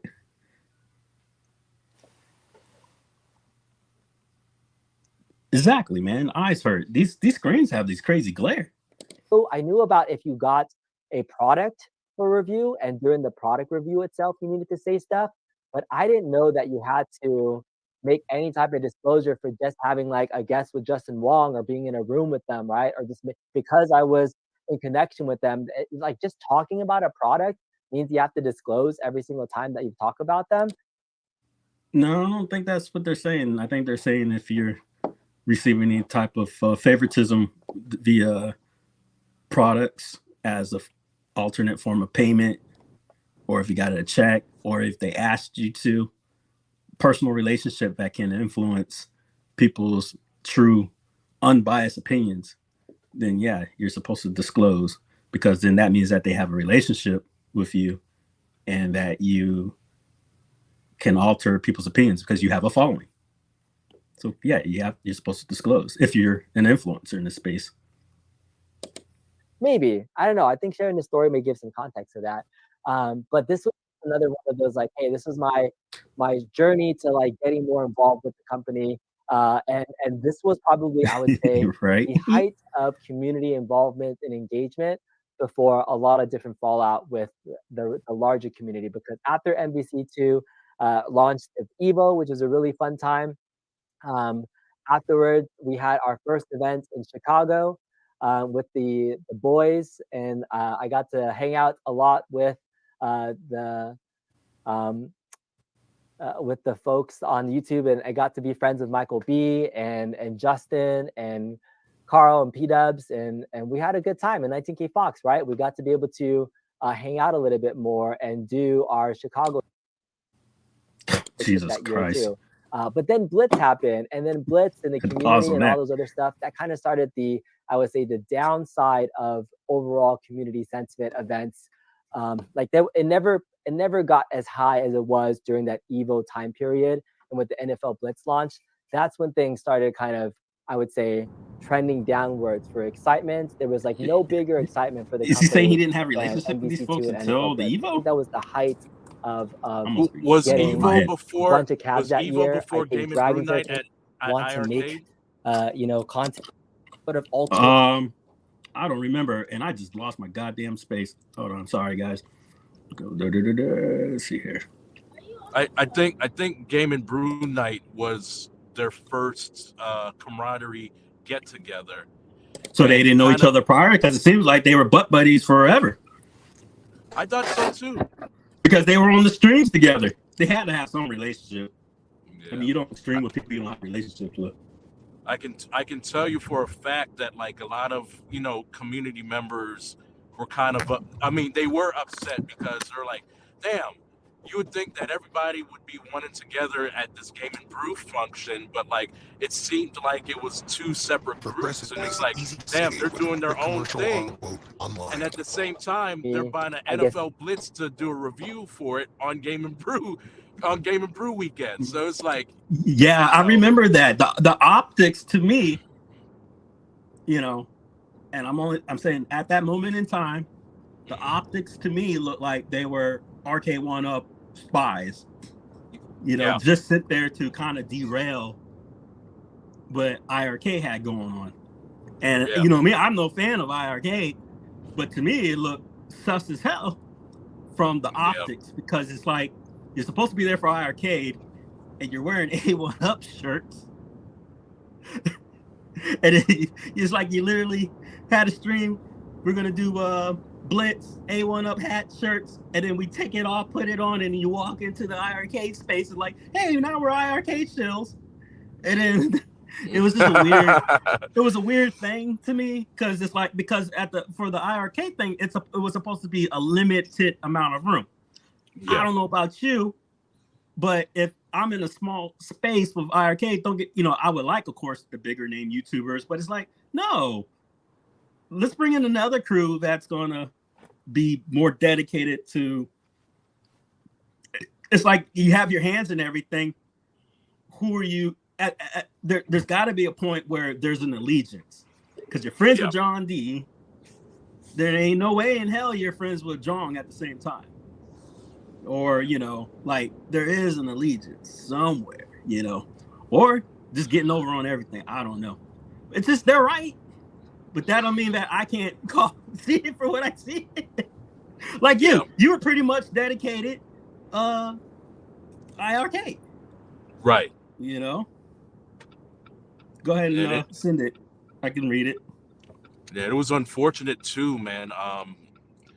Because the ones that were doing most of so Brooklyn Menace was there. So like he did his coverage, and I think he did his 24/7. So like, as far as the scopes for iArcade, that was good. But like the prime ones, like Brad or Jeff, they weren't even there. So it's like, damn, you have these guys, you have these set of guys that are here that were it seemed distant, but then you had the other groups that didn't even show up. Right. It was interesting. Yeah. But I think towards the end, like all of that got combed over, because it was just like everything melded. I think majorly because of Dominic. Dominic had that fight against P-Dubs in Breaker's Revenge, and it's just everybody was just like partying afterwards. But like, right, you could just sense it, man. It was just like, you're like, damn, like not sort of like it, like not beef tension, but like it just felt like there was a separation, and that's sad. So it was definitely. So do you think it was more because it was a purposeful clicking going on, or more because of familiarity? Like, I'm nervous, I'm just not a talker, but I know who this person is, so I need to be next to this person. Do you think it was more like that, or do you believe that it was kind of a mixture of both? Or I know for Moat, he was sick, so like he wasn't in the mood to really be in everybody's face, because he was really sick. Right. And then he had I think he had to leave early. With all the other guys, it was just like it seemed like it wasn't like shit, man. How can I explain it? It was a cold atmosphere. No, because like it's weird. Everybody resonated. It just seemed like before, like okay, we'll say like the very first day, everybody went to, except for me, went to Galloping Ghost. I And heard then they from split the groups, right, exactly. It and that was two done on separate purpose. groups. Clearly, Yeah, and everybody Why was would you like, well, split? hey, where's Dubs? Where's this person? Where's that person? And then like it was like, oh, like they did their own separate thing. I'm like, damn, shit, it's fucked up. right? Which was probably not their intentions, but whoever did that, clearly the people who are in charge, which would be Jong and Michael Svabak, split the groups, and there's a reasoning behind that clearly, because it's not like they said, hey, I want you, and you to be with me. And if they, but clearly that was the case, right? Because the crew stayed together. The people who were more dedicated to IRK were with the IRK crew, and the people more dedicated with the A1 Up crew stayed with the A1 Up crew. Yeah. And it's supposed to be a Game and Brew get together, but it seems like during that time period, it grew people more apart. If that makes sense. Yeah, I would say that from there the dissension grew even more, and that's where you got a lot of more people on different shows talking about, well, they're not even conducive with each other. Like you could see the separation. You could see like the separation or the cliques or the fraternities, the frat boys or the good old boys, whatever. So then you got all these other assumptions, these rumors. Oh, well, the Shields are going to Shields for A1 Up. We got the spies from A1 Up going over to IRK, spying on what they got and all this other shit and stuff like that. So that's the gist of what came out of from Game and Brew. But then, like I said, towards the end, I think it was more so when Dominic and P-Dubs broke bread and they played Breaker's Revenge. It was like it became more but look at that shows you, even from Dom's side and P-Dub's side, and people can say that they're not, but people look to these folks as an example and a leader, and it's like people crossing that bridge together, and shaking hands and go, oh well, if he's cool with them, now I'm cool with them, and it takes the right people to do that. I would say trending downwards for excitement. There was like no bigger excitement for the company than MVC2 and NFL Blitz. I think that was the height of getting a bunch of cabs that year. I think this is where I left off. I have the air came out that year as well. Those were just exciting times for the company. It was really, really good. All right. I don't know. That's what 19K Fox said. said. He wasn't involved in the event. How did you get into this Illuminati? Wait, you just have a circle of friends and you're in the Illuminati. There's like 12, 20 billion Illuminatis. There he is. That's P-Dubs. Well, I wasn't and the funny thing about that group chat that we have. I gotta read this. I wasn't involved in that event. How did I get in this Illuminati? Oh wait, just have a circle of friends and you are in Illuminati. Jesus, like 20. This is true. With John, is that that's the gist. Yeah, he's right. I mean, fun of the Illuminati, we changed the group title of that chat to Illuminati for funsies. And what context was ever in that group chat? I don't even know if it still exists right now, because it's going to they can't delete the chat from under you, Kong. So let's get the facts.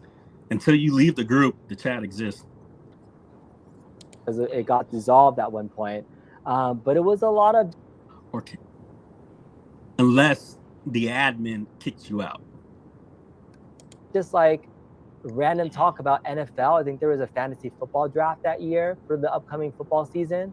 Right afterwards from June through September. I think that's the main time frame that big chat was active. And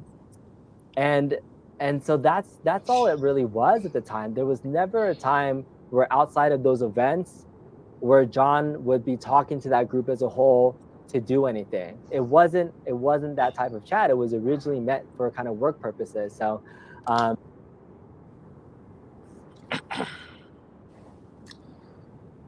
Let's analyze that.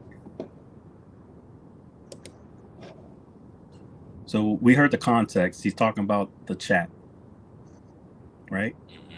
Let me play this again. John, is that in order to make fun of the Illuminati, we changed the group title of that chat to Illuminati for funsies.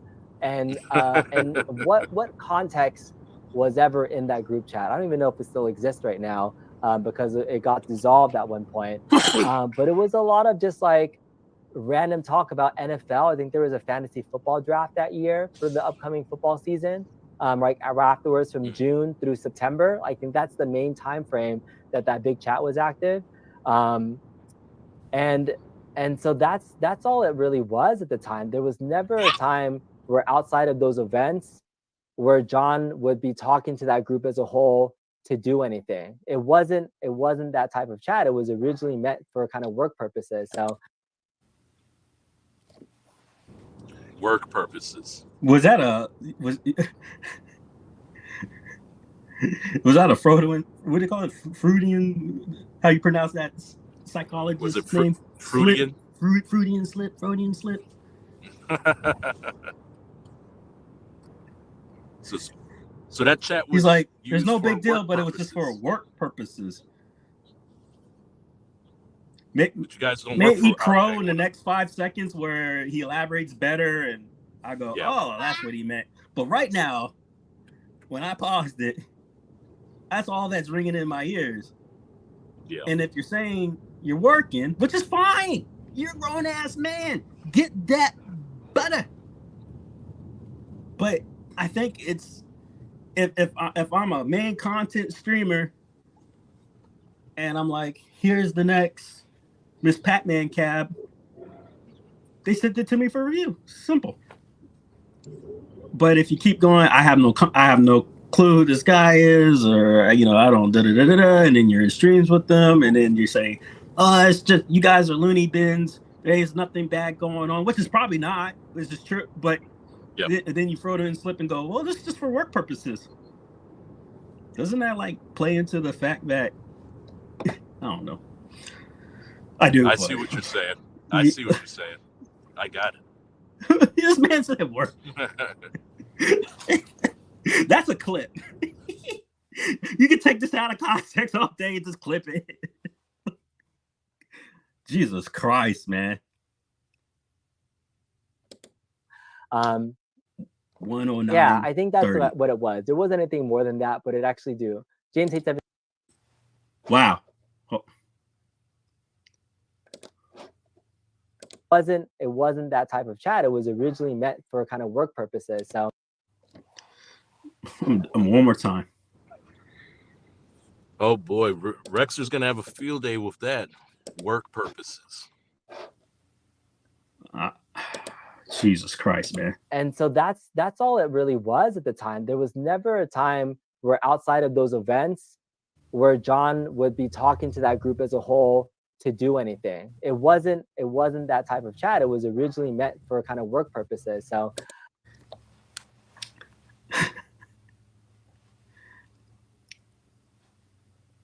So even if people being friends and taking it a little too far, right? And they're like, oh, you right for that, like grown ass man, I can do what I want, right? Or woman, I can do what I want, right?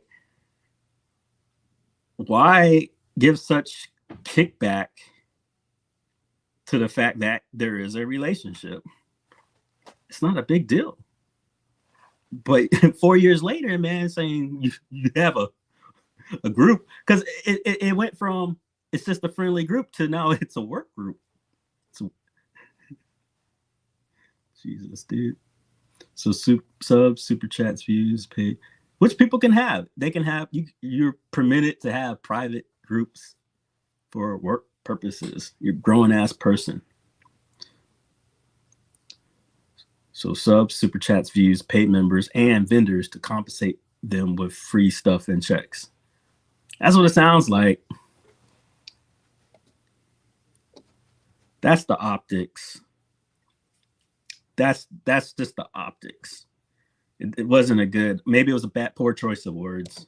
Um, But it doesn't sound yeah, like I it. think that's what it was. There wasn't anything more than that, but it actually do. James hates everything. You have to disclose a relationship if you have a host on a show. There you go. James is right. You do have to disclose a relationship if they have you host shows on their channels or get gifts, because it could bias your opinions. Exactly.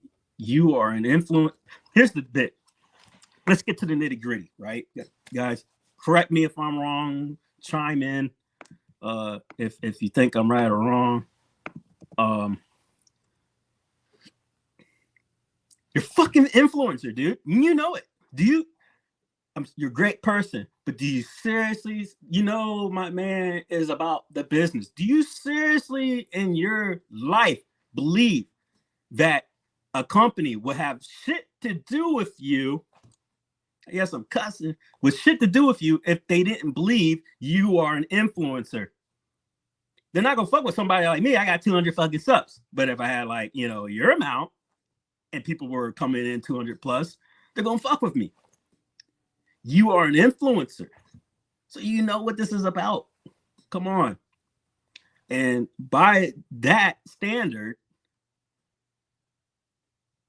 you're going to have an opinion.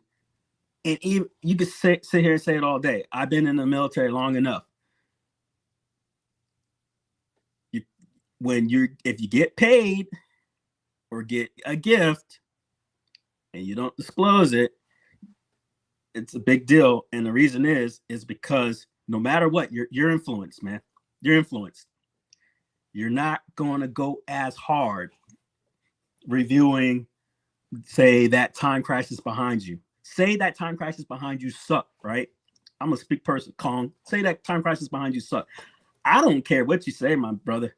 I don't believe you're going to be like, yo, this Time Crisis is so garbage. Don't ever, buy it. Being blunt about it, right? You're not going to give that type of review.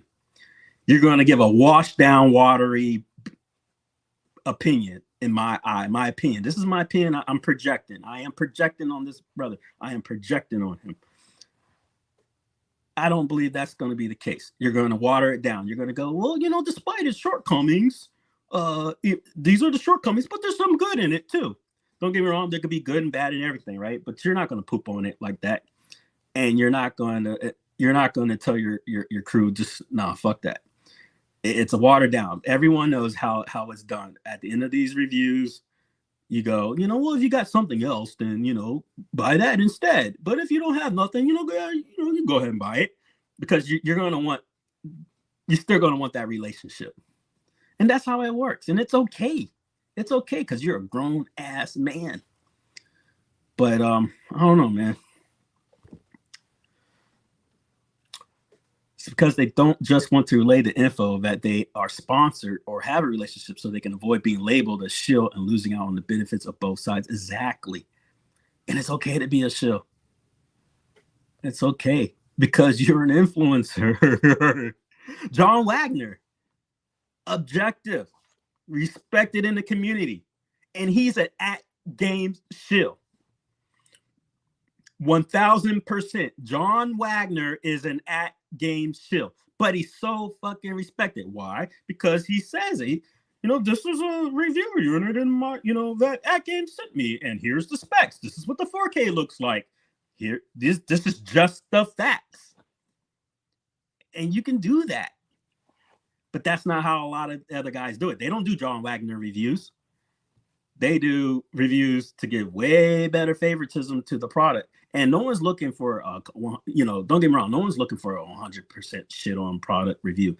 But there's a massive difference from the way 99% of the YouTubers in the space does a review versus the way, say, John Wagner does a review.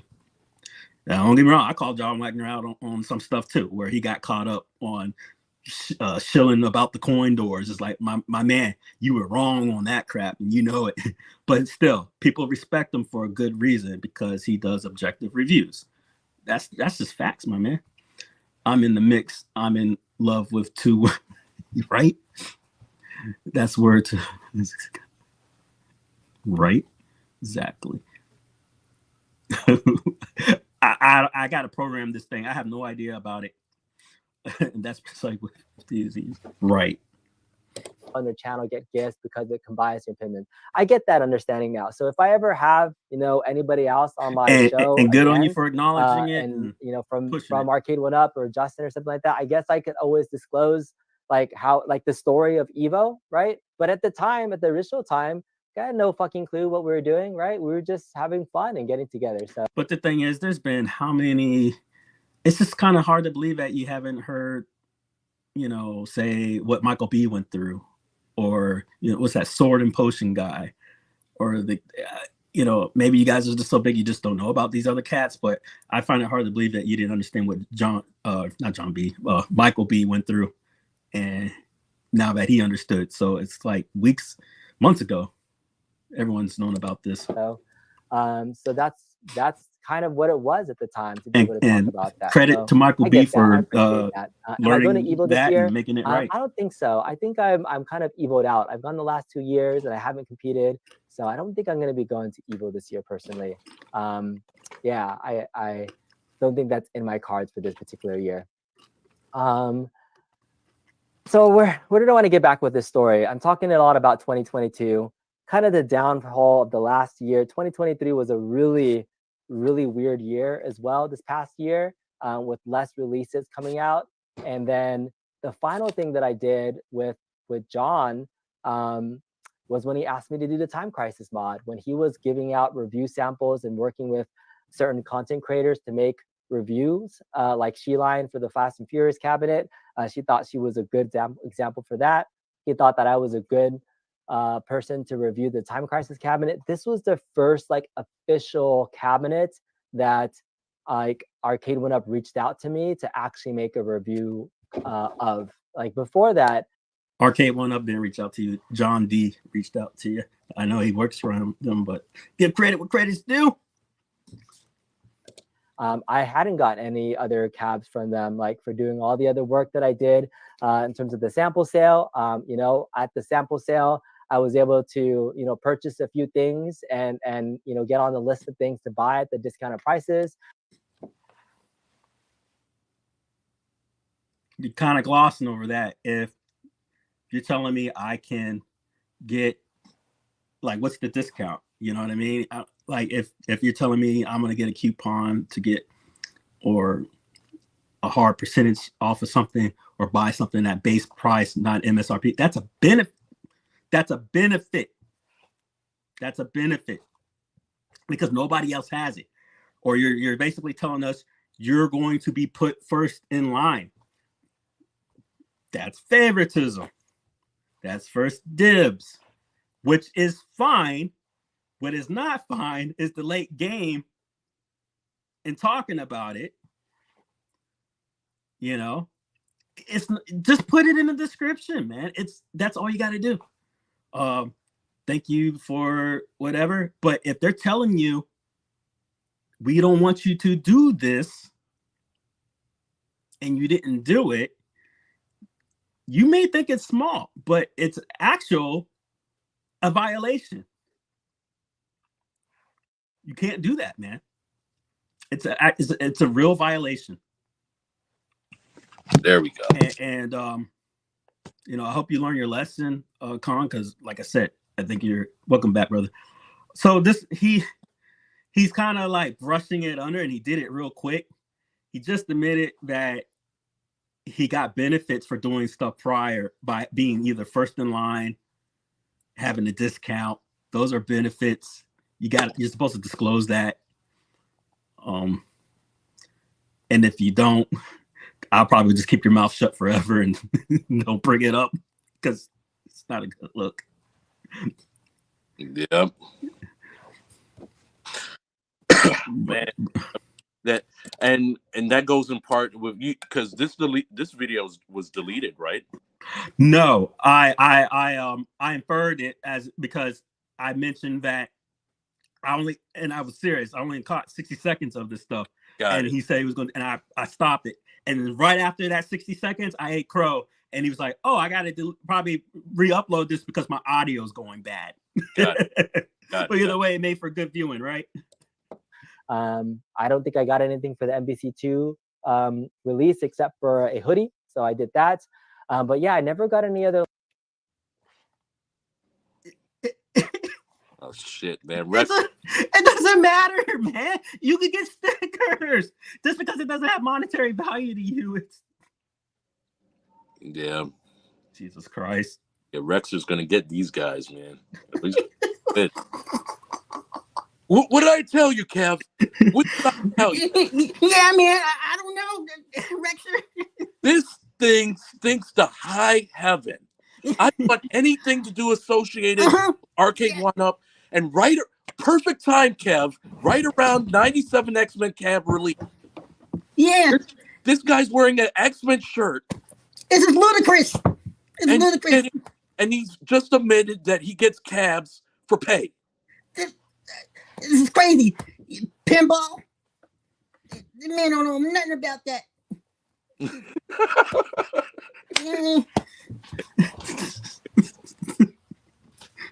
I've been telling you guys from day one, the guy that really truly cares for Arcade One Up, me. We're the #1 arcade shield channel and this crap. That's right. I told you he was an insider. They don't want to call He admits I was right. Doxer admits I was right. This Doxer. This Google Doxer. This man got on Google and said, "Who is Rexer?" and it came up as Gregory, and he doxed me and put it on the internet for all Google to know. They talk about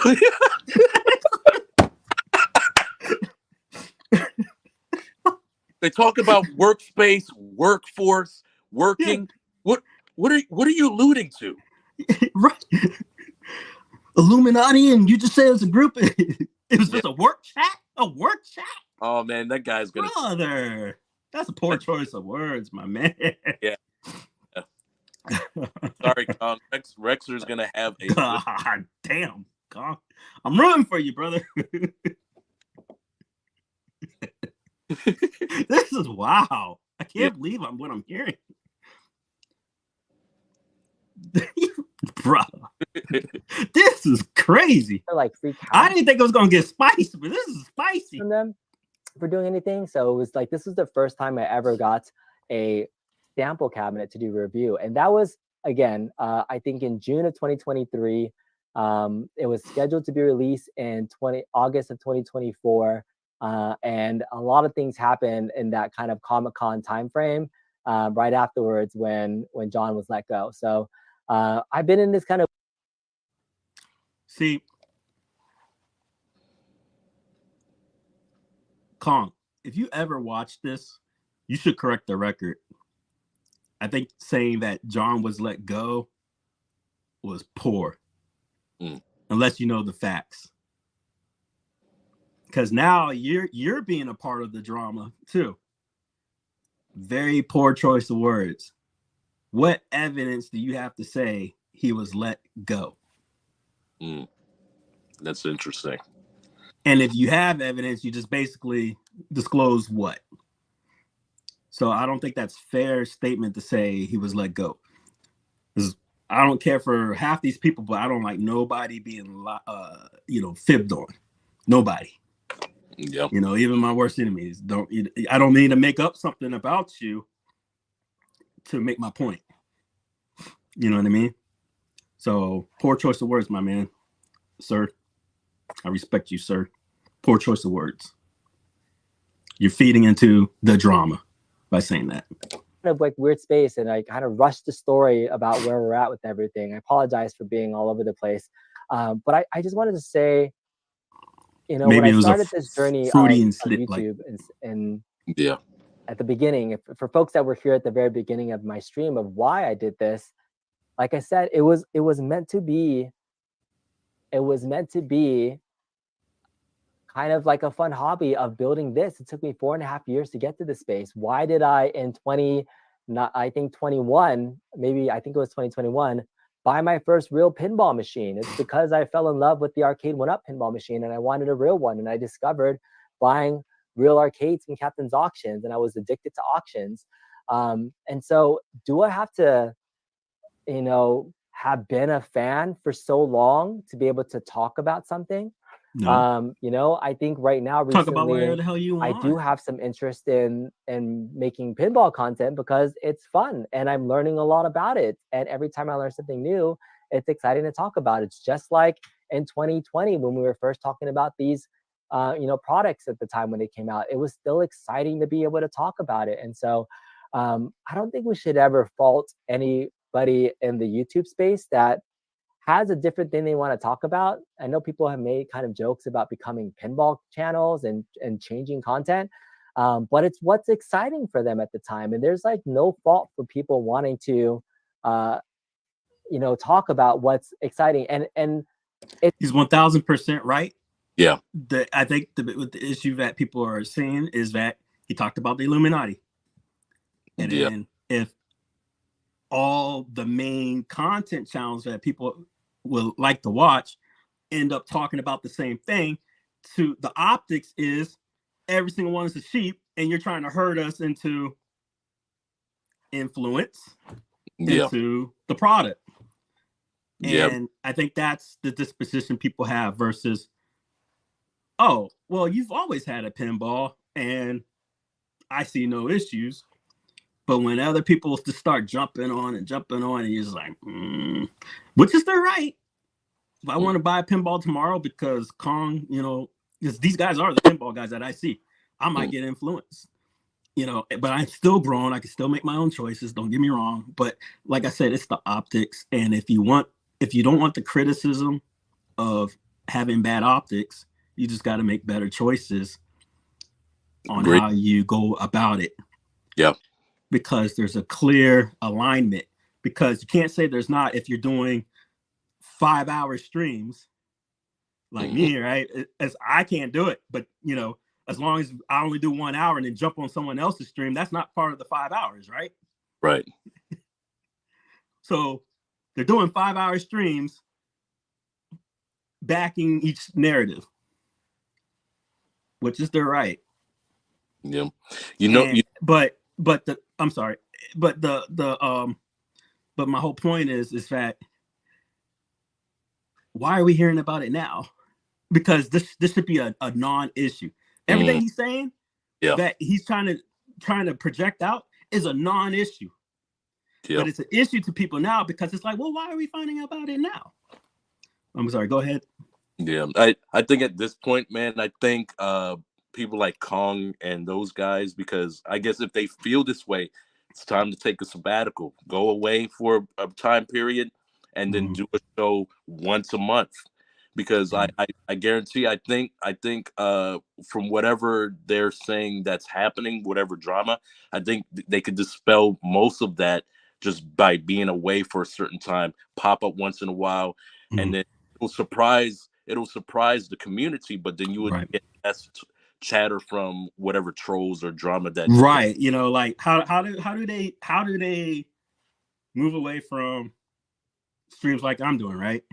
And the only way is probably, like you said, take a break. Yep. And then come back to the point where it's like, if anyone else is doing anything about you, they don't have a leg to stand on. You know what I mean?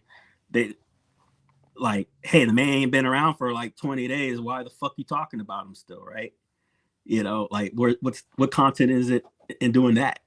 It's very kind of like what they're doing with Kits now, right? They still talk. I see people still talk the shit on Kits, and it's like the man ain't around. There's a short amount of time it takes to become somewhat knowledgeable about something to be able to talk about it. Oh, your mic is out. I'll talk about my pinball journey right now. He'll be back. It's stupid expensive. Yeah. But, if you can afford it, great. But not even that. I just loved eventually going out into the world and playing pinball in the wild. I think that was more exciting for me to get to know more pinballs, which I was introduced to that. Because of virtual pinball. Virtual pinball was my gateway to exploring and playing real tables for the first time. And playing an Attack from Mars or playing Red and Ted's Roadshow and then finding a real one in the wild. Like those were exciting times for me to be able to experience that. So I don't think like our home arcade journey like always leads to pinball, but I would say it led me personally there, and it leads a lot of folks there. If you've experienced it and you enjoy it, why not want to start learning about it and talk about it more? Whether you get into it now as a newbie, I you don't get think he into has it to 6 justify months ago, himself. you got into it a year ago. No. But It the fact that doesn't he's matter. If explaining you it, have a passion about it and you're talking about it now, it's because you have some valid points to talk about it. And so I don't want to ever he's getting too discourage much somebody flack from from talking about a subject that they're 'cause interested like I in said, it's because he mostly thinks from people who somebody can't else afford the thinks shit. it's because of some ulterior motive, right? I think that's my biggest point to come across. And I hate people that are, you know, possibly saying that people don't know what they're talking about and calling themselves frauds or saying that they know more about somebody. Man, There was a certain portion of some recent live streams where there was some incorrect information being shared, and I thought it was funny that they were stating this as like real information, and it sounded bogus. And the people that knew more about pinball knew the truth about it. So it's I try to be cryptic without saying things, but I probably should just say it, right? yes, Because you I was should. eventually going to possibly make a video about it, but it was Rexer and Kevgret when they were talking about Jaws, and they were making fun of you know, Console Kids and Michael B for talking about pinball, and Kevgret was saying that he knows they know more about pinball than us, ha ha ha ha ha, and then the way they were talking about Jaws was really stupid, and they didn't know exactly the difference between a Pro, Premium, and an LE. I think Rex does, but Kevgret didn't for sure at the time. I think he was even saying stuff like, oh, like these are all Elwyn tables, like Foo Fighters was an Elwyn table. I'm like, no, that's a Jack Danger table. Like just little things, right? So it made me laugh that there's Stupid. I don't even know why I'm talking about it, but it's one of those things like people are trying to discredit people for. That's the thing, right? Say what you mean. You're not less drama Yes. because, look, this is how I feel. When people do this whole drama stuff, this has nothing to do with Kong. Kong's being brave and he's speaking up. All right, guys, for everybody watching, he's being brave and he's speaking up. But here's my issue with the whole bit. When people downplay the drama bit, this is how I feel, right? Me. Just because you have no integrity to speak on what you mean doesn't make it the other person who, you know, name drops drama. Because what makes it more drama is you playing this game of not speaking on who you're talking about. Just because then that's the danger. And that's when people go, oh, he's talking about someone else that he's not talking about. Yes. Yep. So why the fuck did you bring it up in the first place, right? Yep. So have integrity and speak on it. Yep. You're not talking shit. He's speaking from his heart. He felt they were stupid because, or saying stupid things because they're sitting there trying to clown on him about knowledge that it's not even that big, and they were getting it wrong, and they were trying to ruin his credibility. Yeah. But then to do this whole, you know, I don't understand this drama, and then you're not speaking on the people who were causing all the drama. You know, it's like, come on, man, come on. But let's get into it. Enjoying what they like. So like that's the whole point that I enjoy what you like. Don't enjoy about this hobby. That I think anybody that wants to talk about whatever excites them, if you're gonna go watch the Cornercade after just this, like Rex, go watch the Cornercade and enjoy what he has to say. He's genuine and excited about what he likes to talk about.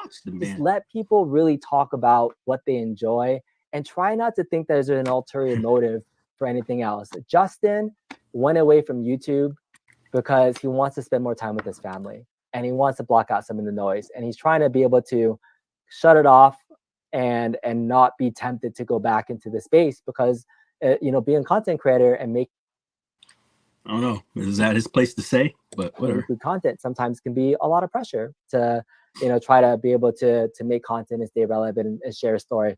But he's a damn good storyteller. Like he's really talented, and if he really wanted to come back and talk about anything, he could talk about anything for an hour and he'd be great, and 100 people would watch him at any given time.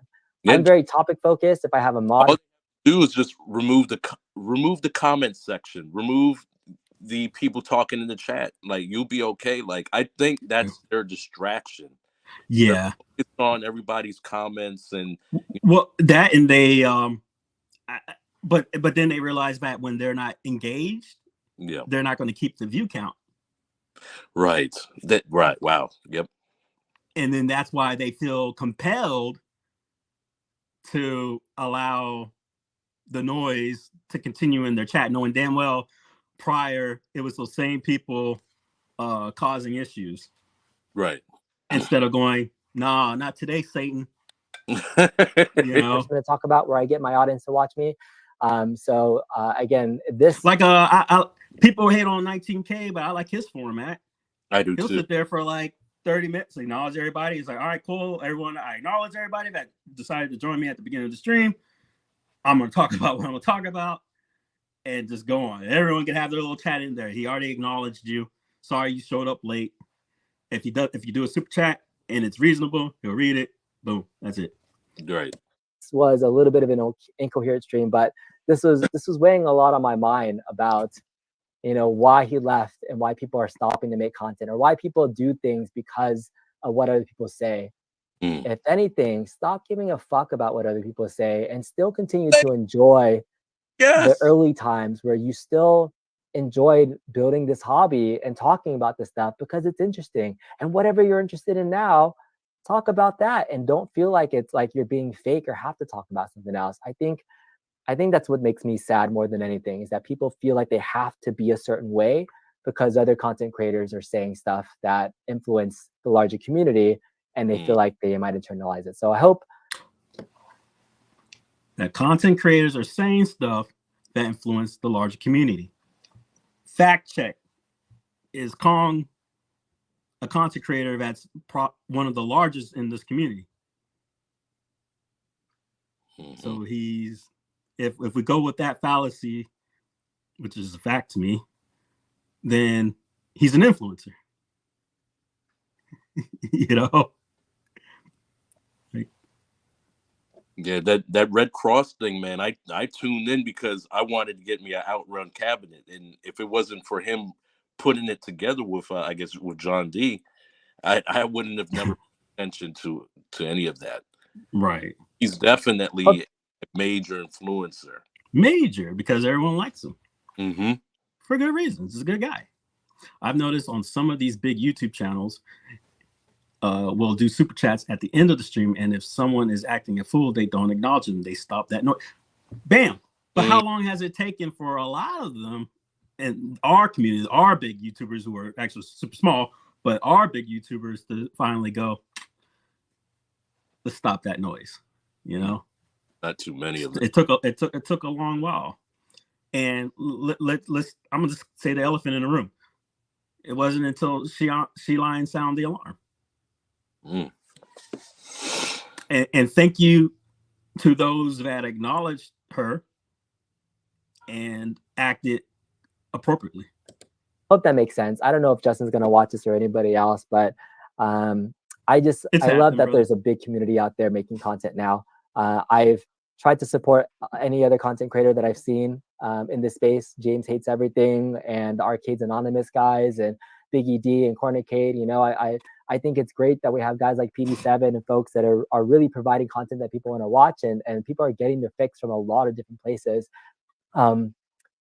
Just going back to talk about other YouTube things that I've been involved with, I was involved somewhat with Akuma Rev and his story, right? When the retro fight game scene came out, I was really heavily involved in that retro fight game community and how that blew up apart. And so that was interesting at that time too, just supporting that. Just enough time for me to all these little pockets of things, and maybe I'll say that for another time. But I feel like I've been involved like ancillary between all these different feuds, but I've never been able to talk about it. And this is probably the worst place to talk about it. All right, I what might did he even just delete say? the stream. I don't know. It made no retro fight game scene came out. I was really heavily involved in that retro fight game community and how that blew up apart. And so that was interesting at that time too, just supporting that community. There's all these little pockets of things, and maybe I'll say that for another time. But I feel like I've been involved like ancillary between all these different feuds. But what did he say? Ancillary? I still couldn't hear it. But he said he's been involved in the feuds? I don't know. I've never been able to talk about it. This is probably the worst place to talk about it. I might even delete the stream. I don't know. It made no sense. Okay, maybe that's what I heard. I remember I was clipping. Click that bit. Not today. It's here to I've stay. been rambling for an hour and 20 minutes. Hopefully you guys enjoyed this content. This is the stream of consciousness talk about. Yeah, this is terrible. I probably will delete this afterwards and just maybe I'll make a rehash video summarizing this. But This probably you the guys part I are heard then. hearing it now, and we'll go from there. Looks like I got a quick little 10 gift memberships gifted by Jason Little Alien. So thank you so much for that. You didn't see- I'll go ahead and listen to chat because I've been ignoring chat for the last hour. But yeah, thank you for listening to me ramble. That was a big, long stream of consciousness thing. It's a B retrospective. Thank you.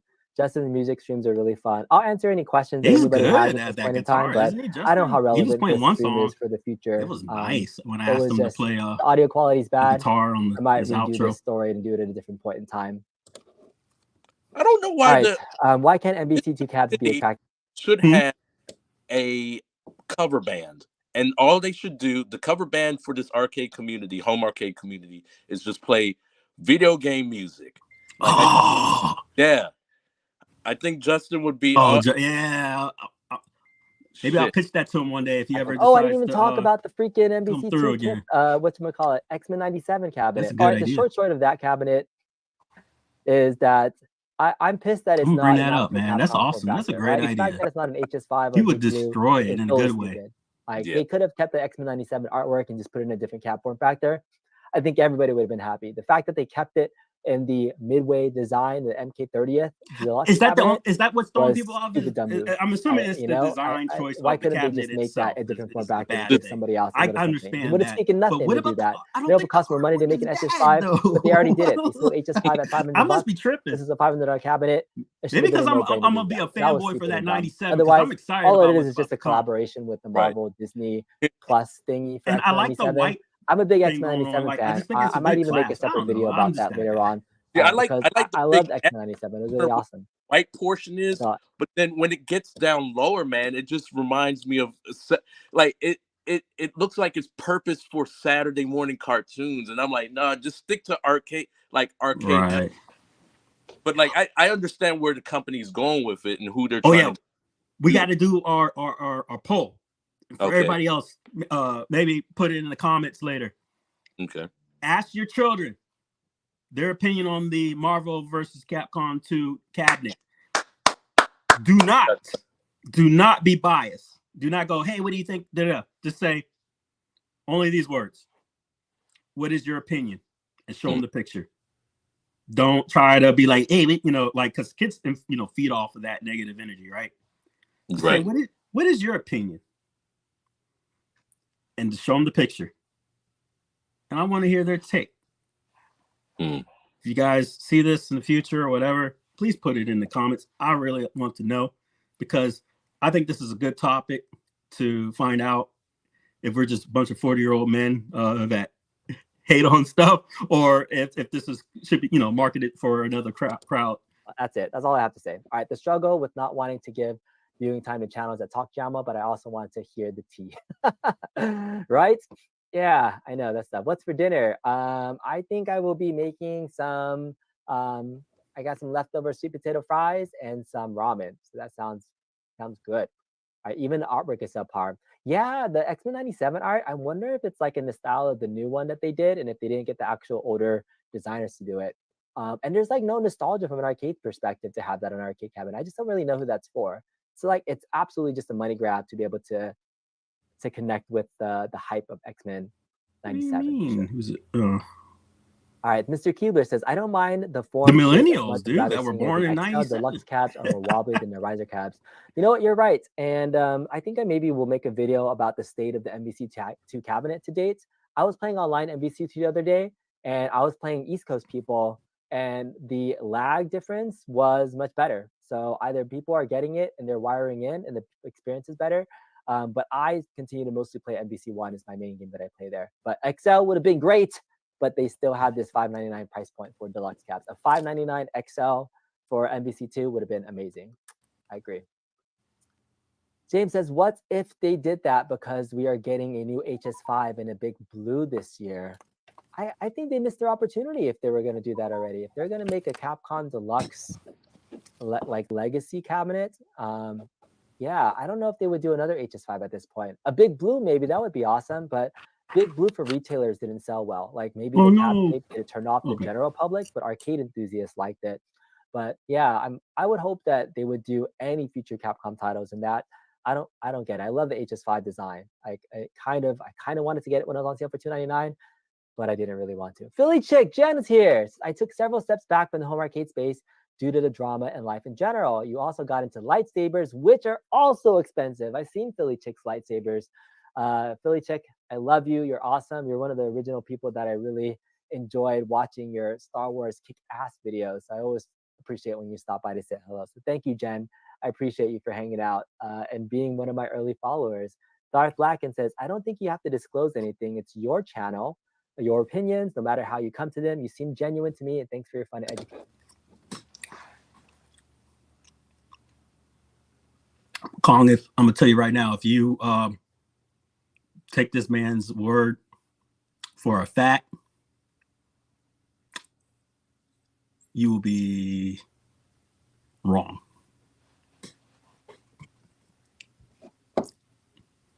You do have to disclose if you actually have a real relationship with the company. Content.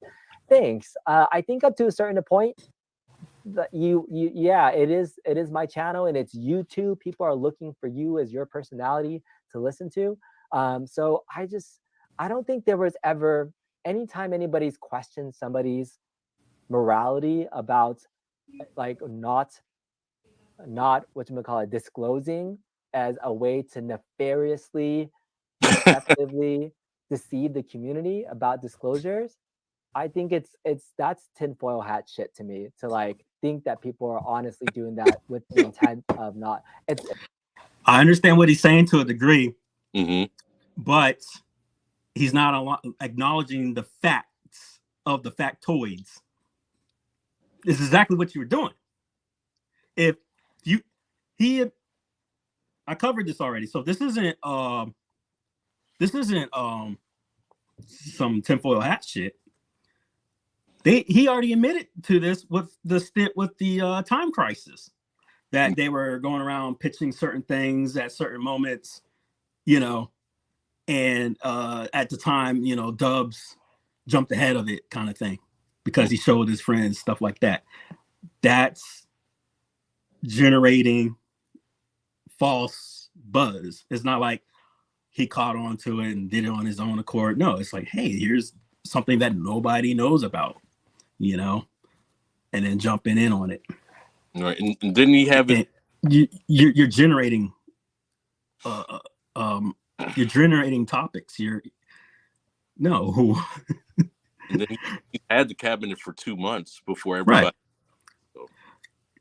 I mean, if you're coming on the stream and you're saying that your tinfoil hat group was only for work, and somebody was saying those exact words, they're not inaccurate, and that's the thing about, where I said Rexer will go, the doctors got it right, tells me, says I'm right. Rexer's not wrong on a lot of stuff. It's his delivery. Mm-hmm. It's his delivery. It's shit. He has shit delivery. And and that's where it gets nefarious, because it's like Kong's not out here trying to take over the world, people. There's no conspiracy on that shit. Like, chill out. He's a grown man, and it is really not that big of a deal. But these are the facts, and you can't. But downplaying certain stuff is kind of like, don't downplay it, man. You made a mistake. You're educated now. Do better. Move on. You know what I mean? Yeah, I agree. It happened. It's mostly just because there's a lack of awareness of what to do and when to do it. I still don't clearly know what to do.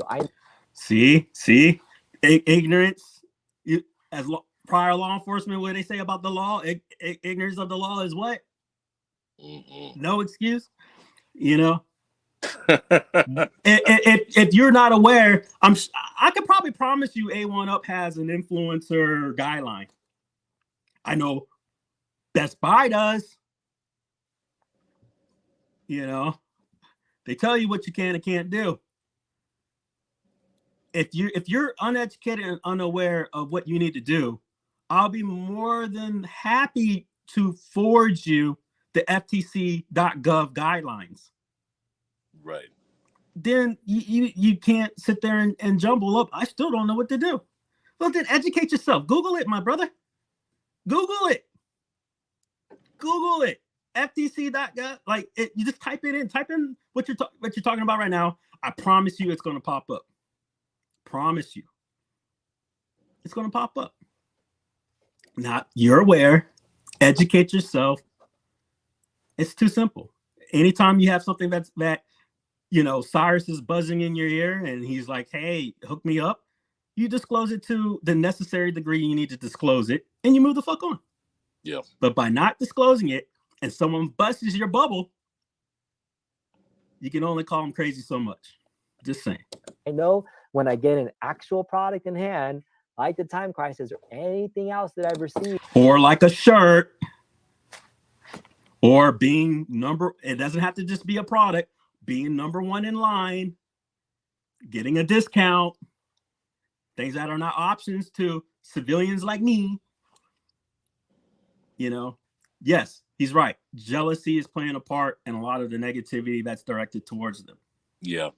At the same time, do your part to remove the premise of any unprofessional relationships going on. It's too easy, my man. for value to make said content of that particular product, I put in the paid promotion disclosure and put it information thing. If I'm right now generally talking about art, to be fair to P-Dubs, Biggie, the last 10 minutes of your stream or of the stream that I talked on, I got different facts than what was disclosed to me. So to be fair to P-Dubs, the story's not adding up, my brother. If you want to talk about it later, let me know. Excuse me. Arcade1Up, do I have to put that this is a fucking paid promotion because I worked with them 3 years ago? Like, and do I have to mention this every 30 seconds that I worked with Arcade1Up in the past? See, Michael B's already done this. Don't act like you ain't talked to Michael B yet. And this is where we're downplaying BS. Come on, man. The guidelines are out there. You can't play ignorant. You're respected. You're one of the smartest people in the community. Don't try to downgrade people to where like they're crazy. It's like, oh, I didn't mention it every other sentence. So come on, man. You know how this works. You've been doing this for a while. 3 years ago, like nobody ever. Yes. If you failed to mention something from 3 years ago, and you may want to disclose when it started. And move on. I fucked up, didn't know. Boom. Leave it alone. If someone brings it back up, this is the stream I brought it up on. Yeah. That's it. But I think the nonchalant of like passing it on is bogus. Never does this, even if the FTC guidelines say you have to do that. That's insane. So I kind of get what you're saying, but that's a little bit funky. What am I drinking the next live stream? I need to get something to drink right now because I've been ranting for an hour and I have dry mouth. You have about 20 Optiplexes. Are you interested? Hell yeah, I'm interested, Dan Mabbit, dude. I need to get some more PCs. I didn't even talk about my like 10 more minutes. Star Wars like modding services portion of my YouTube channel, which I kept off of YouTube, but that was a major part of my arcade journey, was actually becoming part of providing services and modding people's Star Wars machines. I didn't even talk about that story. Dan's true. Like that's one of my first stories that I ever did was Dan. I'm gonna mean that. Set of Optiplexes where I did modding. But like audio clip this. NBC series has so much phenomenal artwork assets to pull from. Design peaked at NBC One. You gave me a new short. The NBC One artwork, I like it, but it's not original. I think Dragon's Lair and Tron were the peak. I think those two cabs are freaking amazing. And the look of Time Crisis is not bad. This is one of the best looking cabinets in my opinion. It is. Yeah, and guess who had I wouldn't say that. Says, I like to disclose that you had a chicken quesadilla for dinner. Thank you for disclosing that, P-Dubs. I appreciate that. Darren Kane, it's only a money grab if it actually sells. Otherwise, it's a flaccid grab. Appreciate that. Did Aegis 5 even sell well? They discounted super fast. Maybe that turned way off into the idea. I don't know. I don't know when they decide to go on sale. I know it has something to do partly with It's the like me retailer pretending I and have nothing to do inventory with space, bash that they have balls. to make those decisions. And Yep. and part of that is the minimum Alright. guarantee. That's a very He gave me complicated a- question about sales and minimum guarantees and when it can go on sale that I don't know much about. Big Blue has LEDs. These little things are what this screams premium. Did Big Blue have LEDs? Like behind it? Like we purposely I don't came remember if online it and is. I remember it disclosed. was one of the first ones that had like a cool marquee I in the front. am, you know what I mean? Like I NBC2 got had that Big out Blue there, marquee right? would have been awesome. I It's think blatant. NBC2 and a Big Blue You don't have to would dig be it a up win, anymore. honestly. If they redesign Big Blue, I think I really like the Big Blue cabinet. I don't want to get rid of that. See? T Marvel says, I like X-Men 97 cap from modern standpoint. Everyone Bam.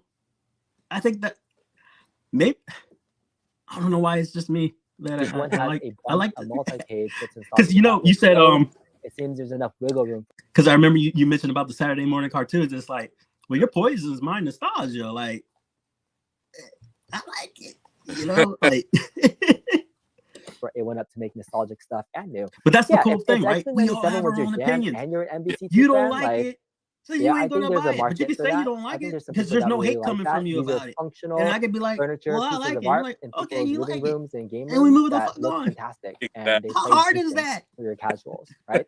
Not expert You know, level people. it's Justin like Wong's with not going to town on Shion. this. We But all come it's from enough different for the casual demographics, folks that want a different nice piece of art. backgrounds. So appreciate But that. yeah, we're Chris all talking. says, "Hey, me too, P Dubs." Now we go to your promoting. All right. Just like we were P talking about. Dubs thought you had an NDA. Dang it. All right. NBC2 Oh, deserves my premium bad, you treatment, broke up. extra artwork inside. Let Just LED. Say it like again. I agree. we were I talking wish they about really Neo did Contra NBC2 did that yesterday. better. Right, X-Men That didn't 97 really care artwork for. looks like a new show. right. Someone doesn't like the actual art itself. That means they might not like the new show design. Yeah, I watched the trailer and I think they were trying to make it like 90s artwork too, to make it like a continuation of the show, but it kind of looks shitty in 2024. I was hoping for like maybe 97 style artwork. We were just talking about that the other day. But you know, let's think about this. If they use the same art from the 97, whatever, it will look like shit today. Yeah. It doesn't look good. Now, I reminisce on the old artwork because I did like the design. But I don't know. I think it's just evolution. I think people are not going to give a fuck about it once they see the context of the plot and the audio and all that good stuff going down and what they're going to mix. I think they're just like my man here, they're going to mix in this being canonized to the MCU. Yeah. So we don't need a backstory no more because the X-Men that's coming to the MCU is going to be the X-Men from the cartoons. We don't need to That have a was little bit background no more. modern, It's brilliant. cell shaded a little bit more. I wouldn't But I don't want know. I think they're trying to make it an exact recreation. amazing And it friends just in the looks same animation. Like I grew up with that, and I didn't have fond memories, but to keep it in the same animation like back in that time, no man, it needs a tweaking. Right. Let's see what it's got to say real quick, and I'll close this off. I want to get back into that. It's providing more design and deployed email blasts, and you wrote a ton. All right, B, finally figured out what titles RK1 can release and they can't and will never do. All right, we should be heading over to the Corner Cage stream. Sure, are you going on live after this, Danny? Because I'm sorry, I know I saw your time and whatnot, but let me know for my Halloween. Because then I'd have so much shit. But I'm very limited. I have a lot of toys. All right. Wow, that was a lot to take in. Yeah. Oof. I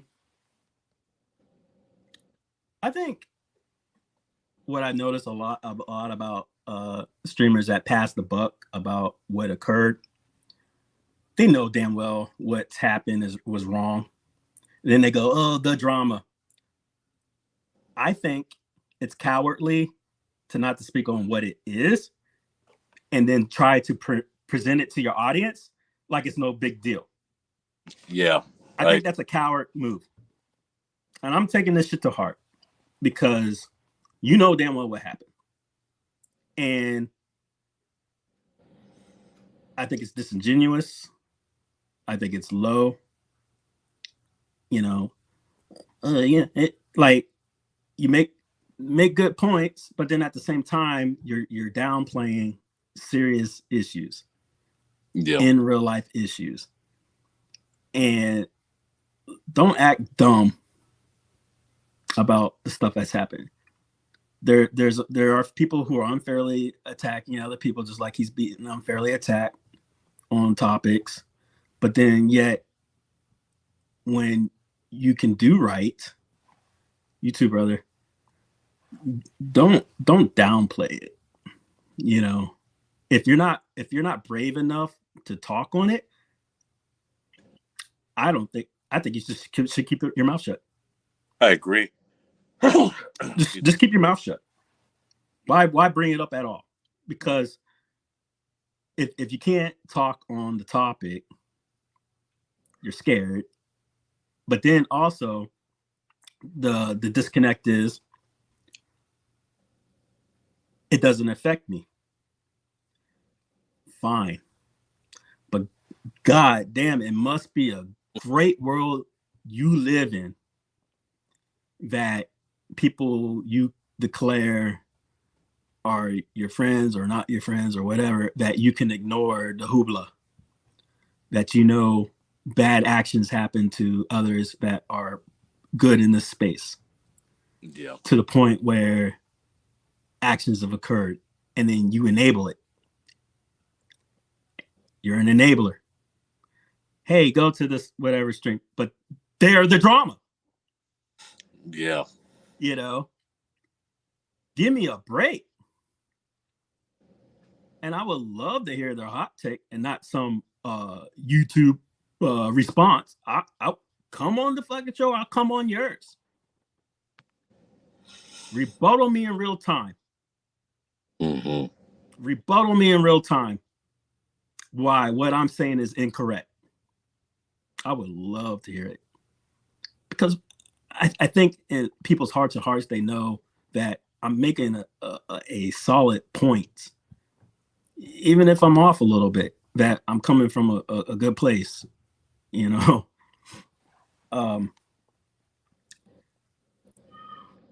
How dare you say, you know, ignore it or whatever if the actions were done to you, you wouldn't be saying none of this shit. Mm-hmm. You know, if you're not going to be part of the solution, you're part of the problem, and just keep your mouth shut. Like, don't even speak on it then. You know, otherwise you could be brave and go, hey, this is wrong.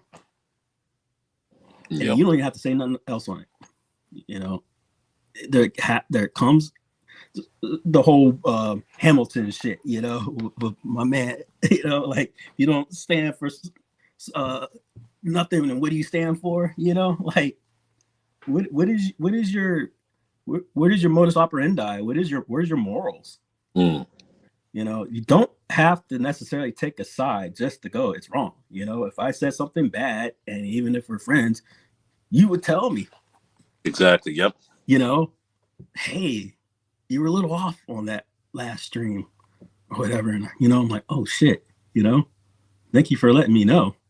Mm-hmm. Let me put it out there. Like, hey guys, I got a little carried away, and, you know, my friends brought up to me this solid point. Or if it's not, I'll acknowledge you and thank you for, you know, like,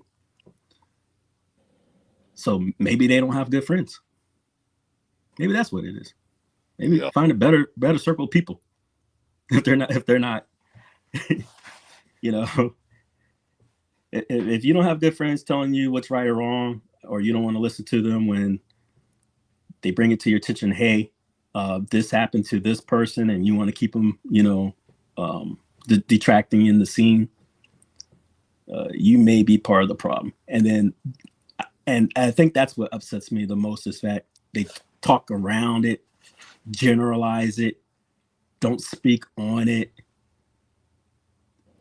Because though I enjoyed his background and his story, if we get to the meats and the potatoes of everything, it's kind of like when we say but, everything prior to that ain't shit. We started off good here, then we have nothing but the but. Let's see here. I'm sitting here doing it like y'all can see it. Share screen. share. Start off here, you know. Okay, we're gonna talk about this. Then we don't talk about it. So about here. Then I disclose to all y'all near the end about everything. Brush it on the rug. Yeah, so so what? We had a workplace chat. So what? Oh, you loony bins. How many? I got to disclose it every other. Who said that? Who even on Rex, has Rexer even presented that every other word he's got to put out that he belongs to? No. You're making up a scenario to downgrade the fact that you got caught short. And it's not a big deal, but it's a big deal if you downplay it, because now it's like you don't respect me, you don't respect your audience. Mm-hmm. That's where I'm coming from. That's my viewpoint. And like I said before, this is just my hot takes, guys. Kong is an amazing human being. His family is amazing. He makes great content. I got nothing but love for the Kongs. But this is my hot take because what is occurring and what he's talking about involved my friend, and it involved me.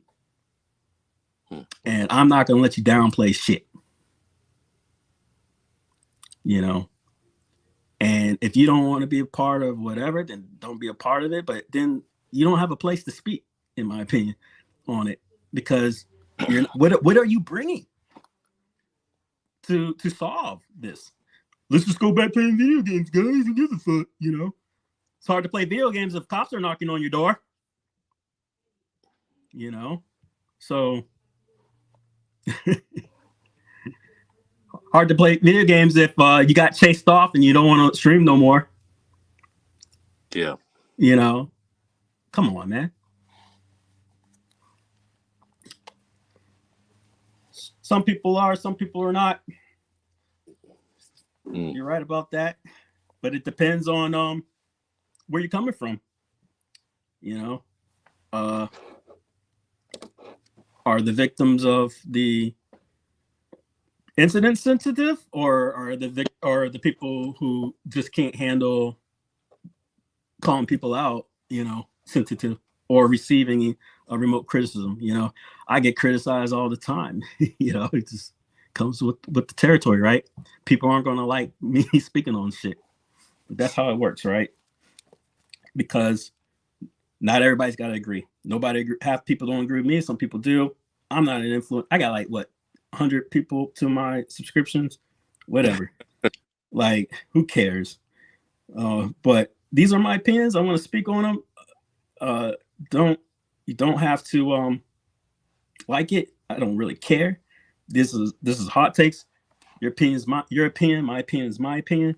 But please don't try to detract, digress, make it like everyone's necessarily loony. Own your lack of responsibility of being correct. And that's it. Only just catching it. We'll rematch your commentary later to hear your feedback. Invite me on to. Will do, brother. Thank you for coming by. And that's what I always respect about Kong. He's not scared to come through and speak on shit. And I hope Kong, that once again is that these are my hot takes. It's just that this is real sensitive to me and my friends. And once again, it's not your fault. You're not involved in none of this. But we have our viewpoints, right? But yeah, I would love to. I'm on Facebook if you want to reach me. But yeah, I would love to. And once again, thank you, everybody. Everybody that came through. Thank you, Kong, for everything. Once again, Kong, if you're hearing me live right now, take it objectively, please. I think once you hear the whole stream in context, it's whatever. But I think once we talk, you'll see that I'm not a bad person. But yes. You got any last takes before you head off? No, none. other than look, if you guys are interested in the Bash Box, just follow me on Twitter. Doing the representation as far as the license deals and proposals. We're trying to get the best games to get onto that platform.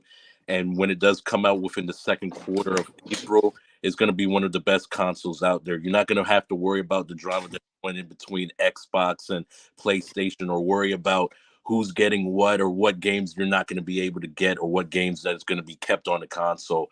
Bashbox is going to have everything. Appreciate you, and appreciate everybody else. And once again, I hope I did this enough that I showed my passion, but without crossing the line of true disrespect. You know what I mean? Because I don't ever want to do that. I don't want anybody in here to think that I have it out for them, or that they're bad people or anything like that. From day one, Kong has been nothing but a gentleman. Same with Shotgun. Nothing but love for you guys. I just have my hot takes because these are real feelings and I wanted to express them. And that's it. These are my opinions. And that doesn't necessarily mean that they fall in line with yours. And I would love for you to come on and talk to me. Thank you all. Love you. Goodbye. You got it.